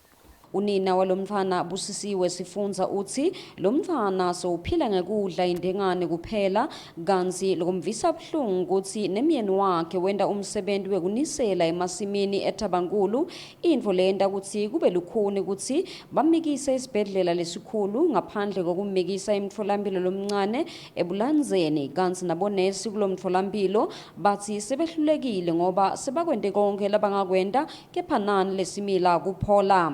longathandza kusita lentfombatanyana angabatsinta enombolweni lethi 78151423 noma lomsakato eluhlangothini lwetindzaba enombolweni lethi 24119600.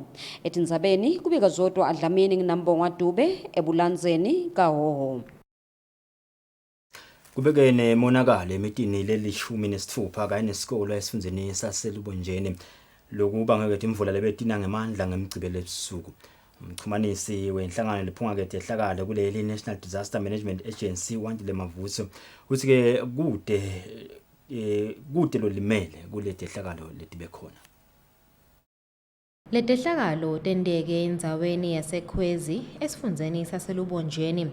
Umbiko lovetwa inhlangano ye-NDMA kuthi kuphephuke emathayela aletindlu kanye nemathayela esikolwa seKhwezi.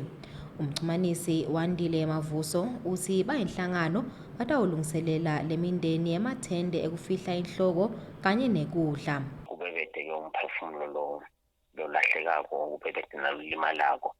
Lungile sikuthola ukuthi kube nesikole saseKhwezi naso ukhona ama-classroom la phephukelwe amathayela. Singe-NDMA ke sidawenda njengalokhu sihlale senda ukuthi labo laba phephukelwe tindlu batawuthola lawo mathende latabasita ukuthi bamane bakhona ukufihla inhloko nema-food parcels ke. Sitake sesiyenda i-assessment ke kubuka ukuthi labo labayede amandla ekubisela simo lebesingiso sibakhela kanjani but ke lokho ke kutakwendeka nasekwendeke icwaningo loluphelele after le assessment lesiyenda kunyaka. Bo volunteer ke nabo RC so they are on the ground basabuka ukuthi umonakalo ubenganani. Umxhumanisi wenkampani yamagezi Khaya Mavuso uthi iyinkulungwane nemakhulu lasihlanu imibiko lebikwe kule nkampani. Mavuso uthi mkhulu umonakalo lowendeke etinthambeni tabo kodwa tisebenta ngekutikhandla kwenta kusiciniseko sekuthi isimo siyabuya esimeni. Ekuhlupha noma lengathi leti affected tifeke ekhathi bo mbabani bonhlangano bohluthi Malkens kuyofika bo Big Band.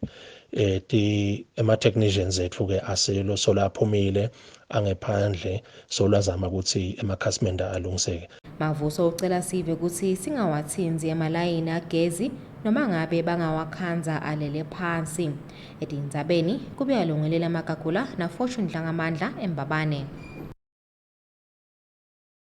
Litiko letinkundla latisake sive kusinhloko visa lelitiko itabeke ivaliwe lomuhla mtati li-18 naselangeni lakusasa mtati li-14 kulandzeleka ukuthi ke kutabe kufuthwa. Kanti ke litiko lithi sive sitakhona ke kuthola lisitho kulelitiko ngalwesithathu mhlati nge-20 kulesetulu. Litiko liyaxolisa kakhulu ngekuphathamiseka lokutawuba khona.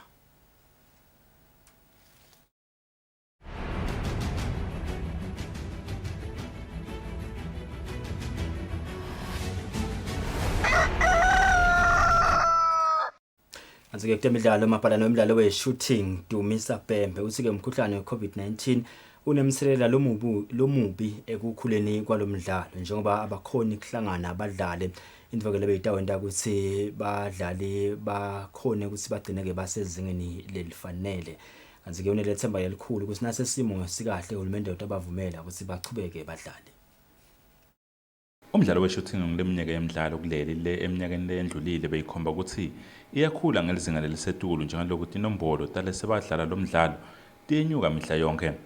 Kepha ke kuphethuka umkhuhlane we-COVID-19 sekufuna kwentela phansi wonke lo msebenzi lomuhle lowentiwe ngulenhlangano ledlalisa lo mdlalo. Maphalana nalenhlangano Dumisa Bhembe uthi vele lo mdlalo ulimele kakhulu ngalokuhle umiswa.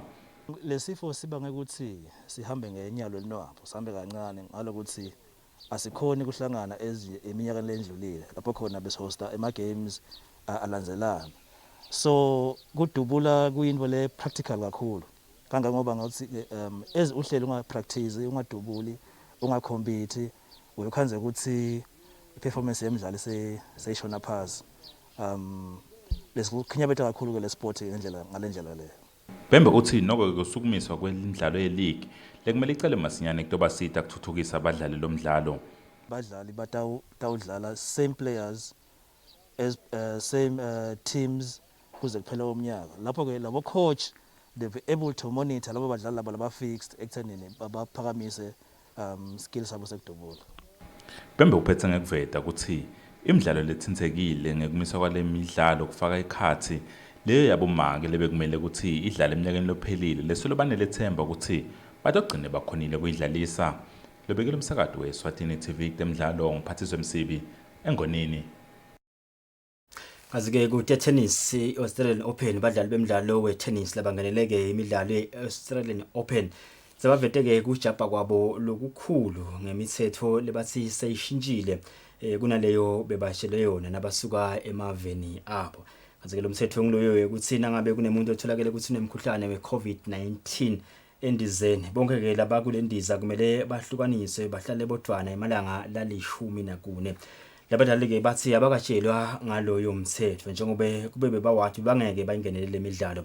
Kanti-ke le midlalo lena kubheke ukuthi idlalwe mhla tisiphohlongo enyangeni yeNdlovulenkhulu. Kunjalo-ke bonkosi sitati bamba lapha-ke nizabade sibili njalo mhla ekuseni ehlelweni Kusile breakfast show sitabatola emarket nasibuya sitawuva-ke ukuthi kwentekani kulamanye amave emhlaba. Ikhona inkulumo ya WHO General la Dr. Tedros la kagcizelela khona indzaba yekusemave akalungiselele ukuthi agomise bantu bawo kulamalanga nje lalikhulu letako njoba ivaccine kuthiwa ke itabe seyitfolakala. Kanti siyakhumbula iPhinland nankulu nanalo leke laveta ekuthenini ihulumende utholeke i-response lesingathi positive kulabo la khulumisana nabo endzabeni yayo le vaccine. Asibatholeke bonke sethi market sitabuya siqhubeke nalo hlelo.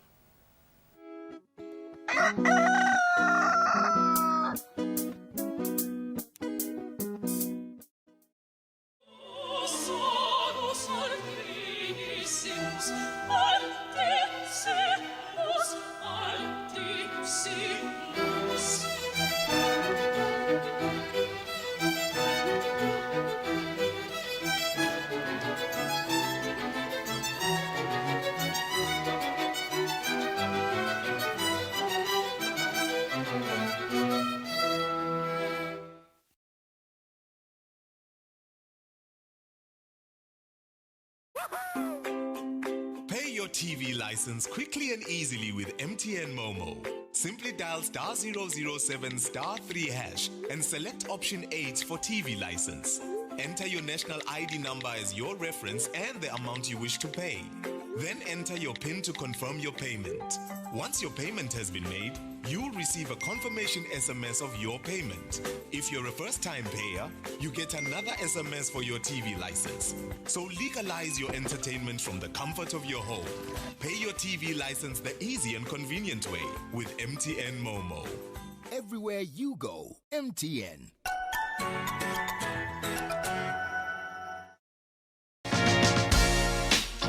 Better health, better life. It's another season on your favorite program, Better Health, Better Life, here on Eswatini TV. Ayinibingelele nginemukele babukele emakhaya kulolu hlelo i-Better Health, Better Life. Lona thulula hlelo ngonokuphila masangana. It's all about our health, our better health today, and our better life tomorrow. In the midst of this global pandemic coronavirus, Better Health, Better Life brings you closer to your health professionals. Ifake emlonyeni wakhe. Nangabe nje ngidla indlo legcwele amafutha, lendlo ngidla. So siyakhuthaza ukuthi lala abahlala nalala abanashukela abafunde nabo ngaloshukela. Watch out for another fresh season of Better Health, Better Life on Eswatini TV. It's getting bigger and better every season. This season with COVID-19 is a must to watch for everyone in every home. Better Health, Better Life, your gateway to a healthy living.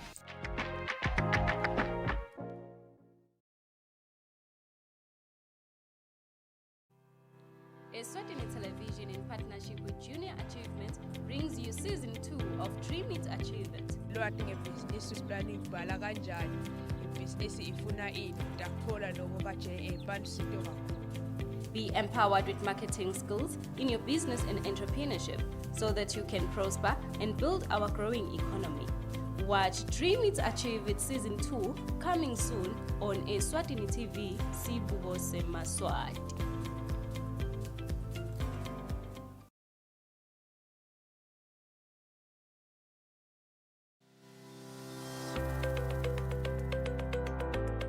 once umfuje ngibeka isitfola noma licingo lakhe say-message seniyacabana seniyabulalana nje uyati kuyashacisa kulaba labahlukubetekako nekwe ukuthi ngalokuthi phela kuhlukubeteka okay ke ngaqala namuhla kwanza ukuthi iprocess lechubekako kungcono ukuthi nje kusina kusaqala uvele ukureport ungameli ukuthi umuntu azaphindza akushaya noma aphindza akurepe yabo akuphinzelele asisesiyesaba ngisho asathi nokuthi sesikhiya sile etindlini ulala ugcokile ulala ukhile ulala ubophile eminyango uthi solo wendela bona kepha abanayo indlela yengena ngithi mine bobabe abayekele kuhlukubeda bomali emakhaya ngoba labantwana bese basala bathi ntsandzane bese abasathe ngoba nalabo labantwana labasele kubo nabo babahlukumede kushoda naNkulunkulu akuna ukubulele labantu abasele awubacabangela ngathi loso biyekuthatha kwente njalo uNkulunkulu is the only solution empilweni yemuntu.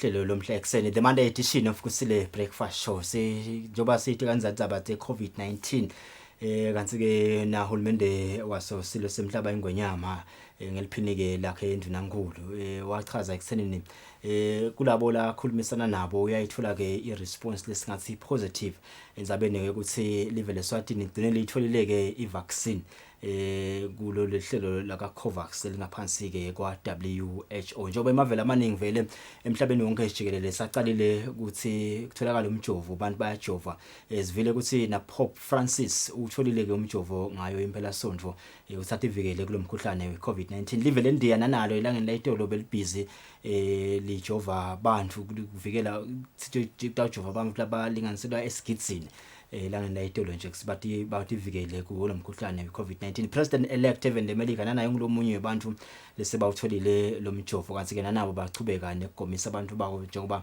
wenta timanga lo mkhuhlane Evan America kanti ke WHO uyagcizelela ekuthenini emave akadilungiselele vele ukuthi kulamalanga nje lalikhulu letako lelikhulu ke licale kubalwa kusukela Friday mhla ka 15 ubheka ke impilo bale 100 days kusakalungise emave ekuthenini ke alungele vele ukuthi athi awuthola lo mjovo wekujova abantu bayakhulumisana nema manufacturers ukuthi ayilungise kahle indzaba yekuthenga kwalo mjovo ne distribution kungendeke emave lathi awukhanza ukuthi eteminotho lemikhulu bese sekayathi kabeteka wona ngenzabeni ke yokuthola lo mjovo siyafuna ke kumuva yena Dr Tedros la kancusa khona emave ekuthenini kakubanjiswana na WHO kulesikhathi lesi isikhathi lesimadima kakhulu leso ubekisana ukuthi nakubheduka iHIV kwabanjiswana kutheni igcine kutholakele lawo maphilisi akusenze balisa lona igciwane leHIV uthi ke nakulesikhathi seCovid-19 nanaso isikhathi la kudingeka ukuthi siphinze kubanjiswane khona kutama ukuthi kulungiswe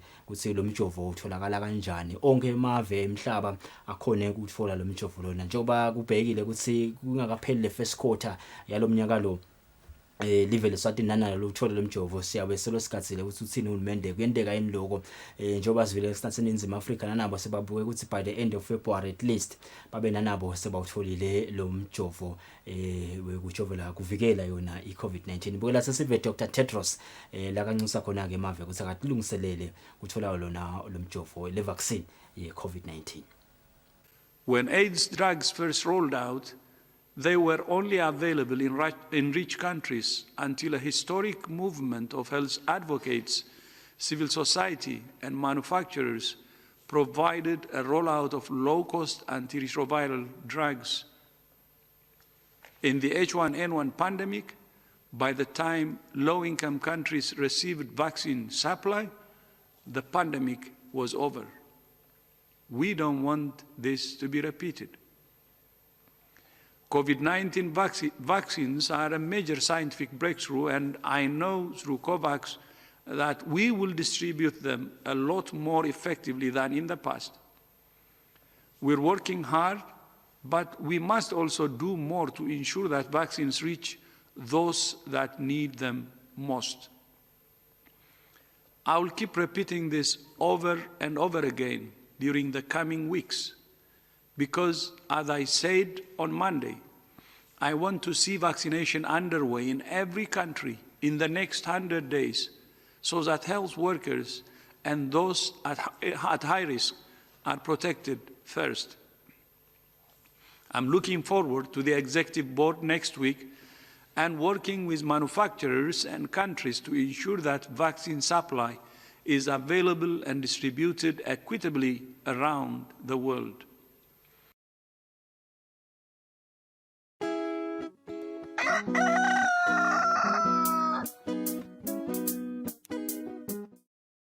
Nguye-ke Dr. Tedros Mbukelile akancisa khona imave ekuthenini kulo 100 days vele akade ilungiselele ekuthenini awuthole lo mjovo awuvikela wona lo mkhuhlane i-COVID-19. Izaba lenkulu into ukuthi emavela amakhulu afuna abambisane naye WHO kulibandla la ka-COVAX ekuthenini angadi khanzi lamanye amavela anemnotho lephansi sekangakhona ukuthola lo mjovo bekuvikela wona lo mkhuhlane. Njengoba nje nasibuka emavela angesheya kubo Europe nembala tiyevakala tinombolo tiyakhula bantu sebawutholile lo mjovo lona mavela afana nabo Israel nanawo ngilamanye amavela endale tibukwako kuvikela lo mjovo kanti kofikile umjovo lo wakhiwa eRussia ufikile eArgentina elangeni la itolo lena nawo batawuqala ke ukuthi bajove abantu kuvikela wona lo mkhuhlane weCovid-19 nemavela afana bo Brazil nanawo abona kabi kati insayede ukuthi sekude oxygen kude nemibhedze etibhedlela nabo babukeke ukuthi bagcine bawuthole umjovo lo tabe uqhamuka eveni lase India kude amasina nabo bajove ke abantu kuvikela wona lo mkhuhlane weCovid-19 sibathola mbukele emarket sitabuya ke sibuke nebizaba lebetendeka lapha eveni lase Uganda ekuthenini bekunikhetho lelabanje mhla ka14 alifike ke emapheseleni ikhetho na president sokhona sitawungena nje mathunji nalo lelikhetho simve naye president Yoweri Museveni ukuthi uthini esiveni sase Uganda siveke na Bobby Wine libe kunyena ke the biggest challenger yakhe kulolu khetho kungazi ukuthi ke usabela ke impilo yakhe kulesikhathi lesi njengoba sekutawungena ke uhulumende lomusha ehhovisi loholwa ke nguye Yoweri Museveni uthatha ke 6th term yakhe sibathole mbukele emarket sitabuya ke sititeke ndzaba dase Uganda.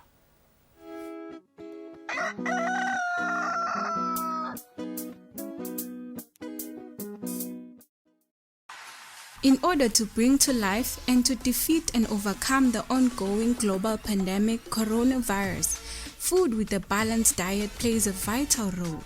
Eswatini TV brings to you a fresh season of Kudla Kwempilo to see how our farmers bring food to the nation, the challenges our farmers are facing in this pandemic, the struggle, the fight, the national lockdown, the intervention from the government to help our local farmers. Watch this first season of Kudla Kwempilo on Eswatini TV. Learn, be advised, and be inspired by local farmers and how they are making great changes in this era of COVID-19. Kudla Kwempilo, food for life.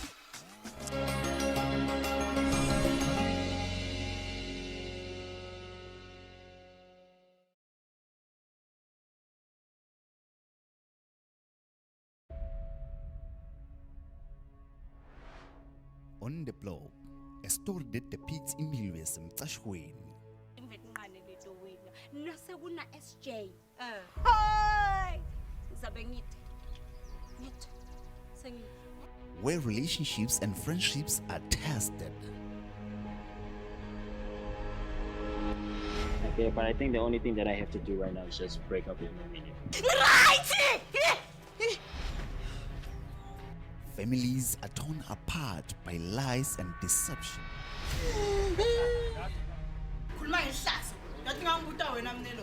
Love is easily replaceable. Bye, love. Don't miss season 4 of this jaw-dropping drama on the blog. Coming soon on Eswatini TV.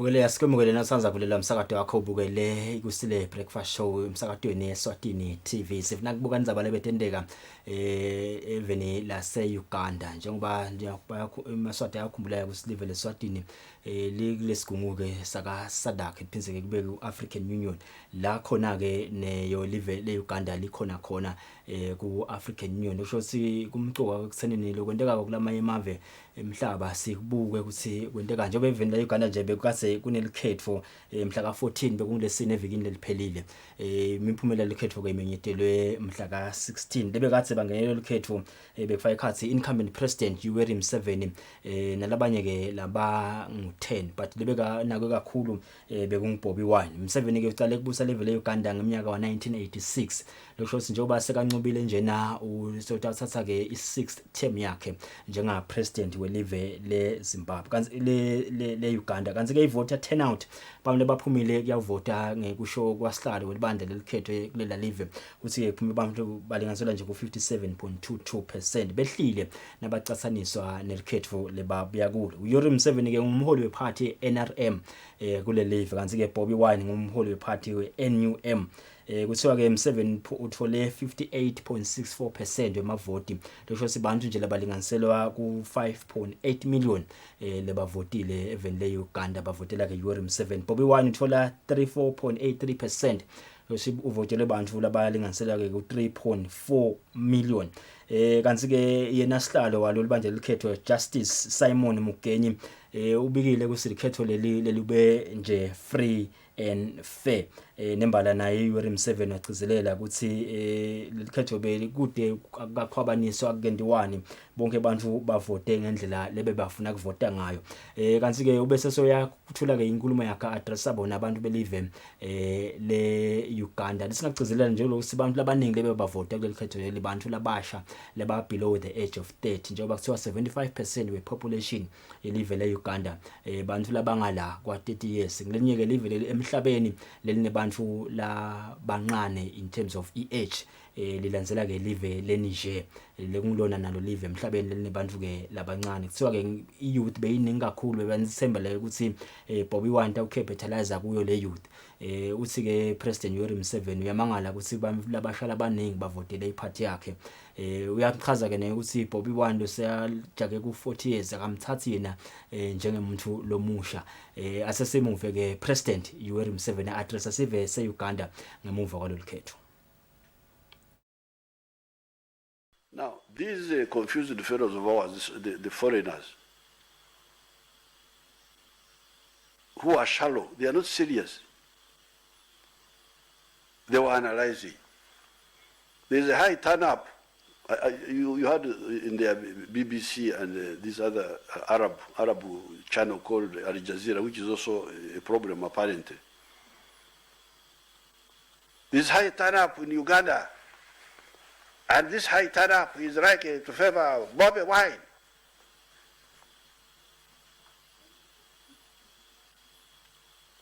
They think youth is just biology. They don't know that youth is biology, but also ideology. Now, the youth have turned up in big numbers. Museveni has got 6 million votes. Bobby Wine has got 3 million and something. So, where did, if all the youth voted for Bobby Wine, then how did Museveni get all these votes? Shallow.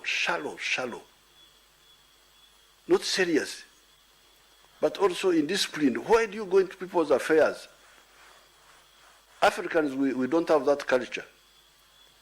To go into somebody's house and start, this chair should be here. I can't do it. Even if the chair is bad, the place, I will pretend not to see it and go. They have like a barbarian culture of Buyaism actually. Don't talk about things you don't know. The majority of the youth support the NRM. And the number is going to increase. Yes, Bobby Wine and others are young. Of course, I don't think even somebody of 40 is young. By the age of 40, if you are young, then that means you are stunted. The youth are 18, 19, those are the ones you call youth. You cannot say a middle-aged man, Mshisha Wahamia, the Wanyankore, they don't even have the language. Youth. A man of 40, 38. It's not a youth. This is a Mshisha Wahamia, according to the Wanyankore. From 35 to 50, the Wanyankore is Mshisha Wahamia. Umtsigazi, the youth is from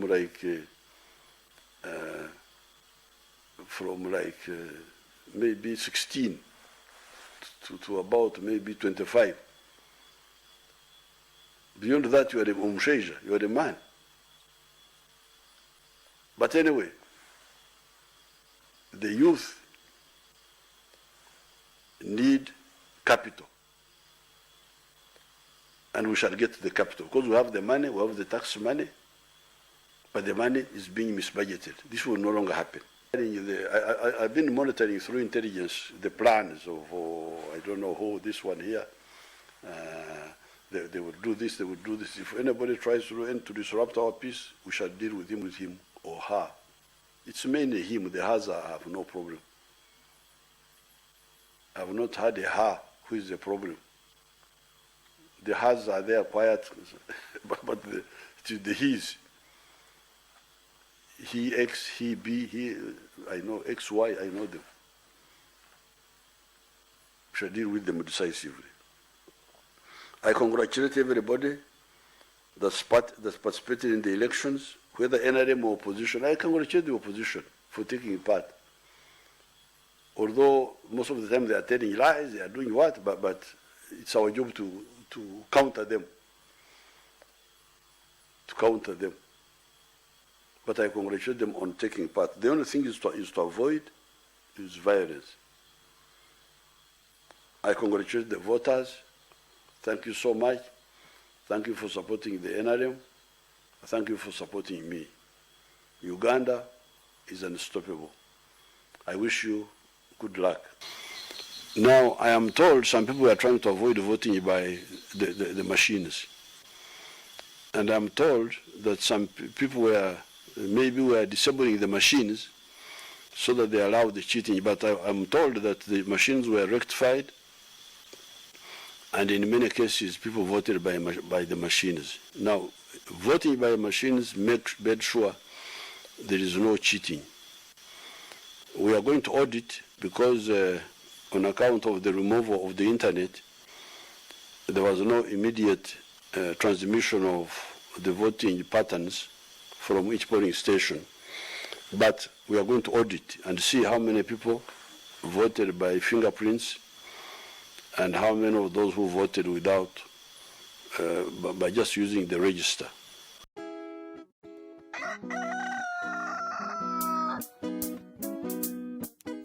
Uyeke President Yoweri Museveni akhuluma ke ngemuva ukuthi akhethwe ukuthi abe ngupresident welive le Uganda. Utawuhola ke lelive kule minyaka lesihlanu letako.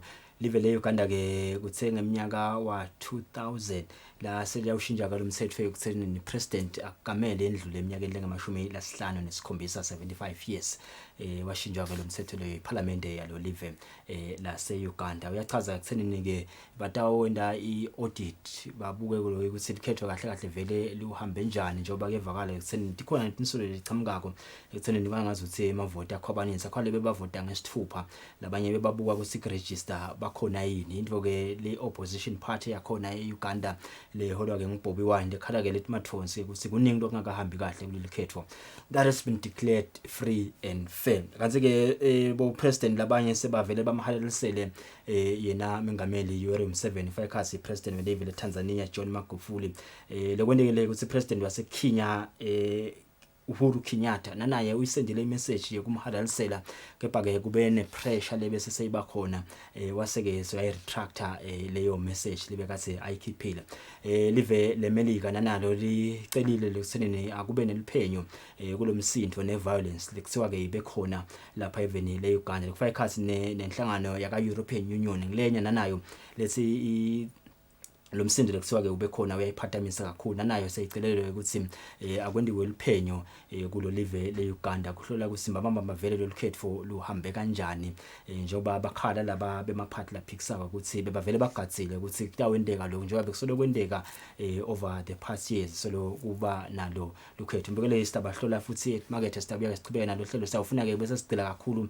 kuyo iphathi lebekathe ke iholwa nguye Bobby Wine kulelo likhetho laseGhana. Sibatshela market we are watching the Monday edition of Kusile breakfast show silala sikwa khona lizaba letendekako nje emhlabeni wonke jikelele.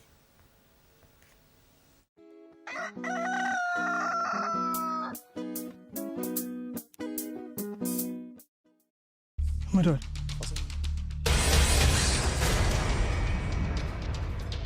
Family matters. But Mr. Tondo, bongekho lesikhathi umkakho akugcina khona mbamba. Social justice. Ngitfole yonke imininingwane nendlela lokusetshenzwa ngayo. All towards the eradication of corruption in the community. Awuyazi.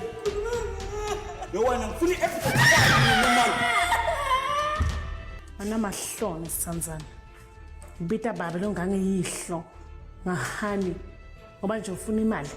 This Life Season 4 on Eswatini TV. Don't miss out on this new season. It's time to say no to corruption.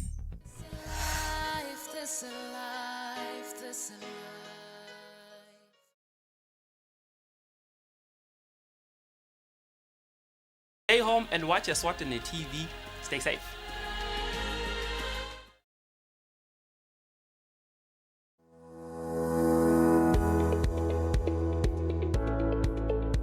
Why should we pay our TV license? The content on our local television is actually more up to date. The industry is enhanced. It is a criminal offense not to pay your TV license and attracts a fine of 500 emalangeni or 6 months imprisonment. And the industry is definitely blooming, ladies and gentlemen. So that's what we have for you. But we'll be right back just after the break and we'll give you more of Miss V. Pay my TV license. That's why I can enjoy the benefits of an enhanced industry and keep track with recent transformation. Mommy, who pays for a TV license and what are they paying for? The owners of TV set and a gadget with a tuner like DVD set have to pay. Pay your TV license at NetBank with the details provided on screen.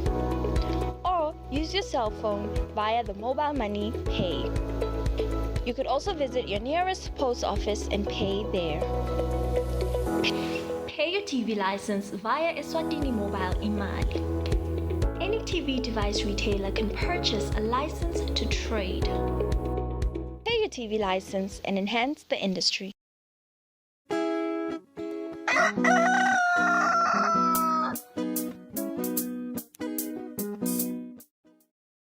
Bukele yasiphinze sikwamukele 8 minutes before 8.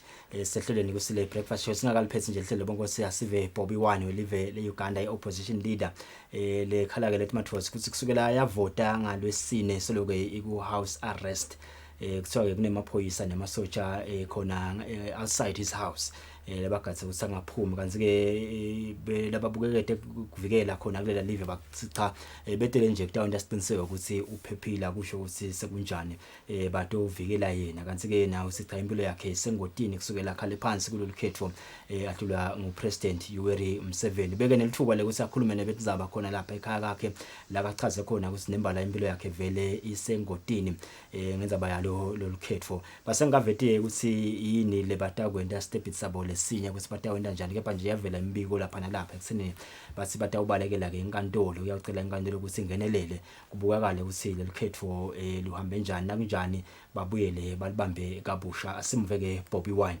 akhala lethi mathonsi ngalolu khetho. Also want to inform the world that our lives are in danger. Having survived assassination attempts on the campaign trail and now being confined at home, still we are being attacked at home by soldiers armed. They've not shown us, they've not told us what they intend to do. They've not told us why they're here. I think it is illegal We have our right to stay in our home, to go out whenever we want and to go in wherever we want, to host whoever we want to host as a visitor. We are not under legal detention, but the situation around us shows that we are under house arrest. I think it is shameless of our security agencies to do this to us, even when they know that the world is actually watching. That our only security is letting the world know what is happening to our lives. It's letting the world know what the government of Uganda under General Museveni is doing to us. I am here alone with my wife, having sent our children away to avoid them witnessing this humiliation and keeping them out of danger. So it's just me and my wife, our young security guard.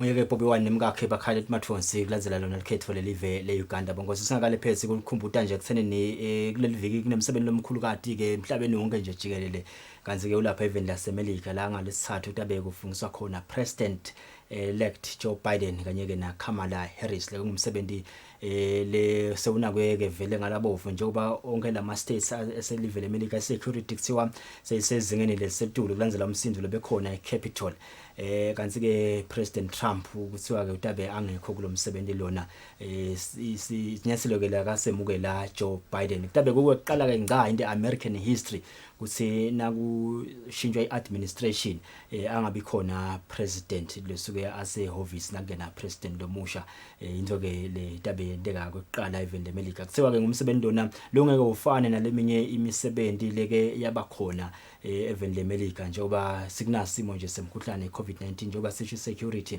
kuthiwa itabe itight ngendlela lesimangaliso kuyawubhekeka ama performances lafana nakulapha kubo Jennifer Lopez bo Lady Gaga kuwo lo msebenzi lona Vice President Mike Pence ushido sibatimisele ukuthi konke kuhambe kahle ngendlela yakhona le transition ibe smooth ibe safe bangeneke ehovisi njengoba sewucalile konke ama statements ukuthi batabe bendani Joe Biden uthule 1.9 trillion US dollars lekuyi relief fund ngezaba yayo iCovid-19 so libekeleke nelibandla lema scientist lekade usebenzisana nalo basalwa lenzaba yemkhuhlane iCovid-19 bonke sibesiletse uhlelo kusile breakfast show lo mhlekuseni sembezini benesikhathi lesihle niyaqhubeka niphepheke kuwo lo mkhuhlane weCovid-19 kulandzele yonke imithetho lebekiwe ye partial lockdown bonke sibitela ngithi kule nelibandla la sinifisela ke kubukela lokuhle kulo tinhlelo letinye letiyawulandzela kumsakato iEswatini TV imini yena ibe ngilenhle nelicele tibusise bongosi nisale kahle.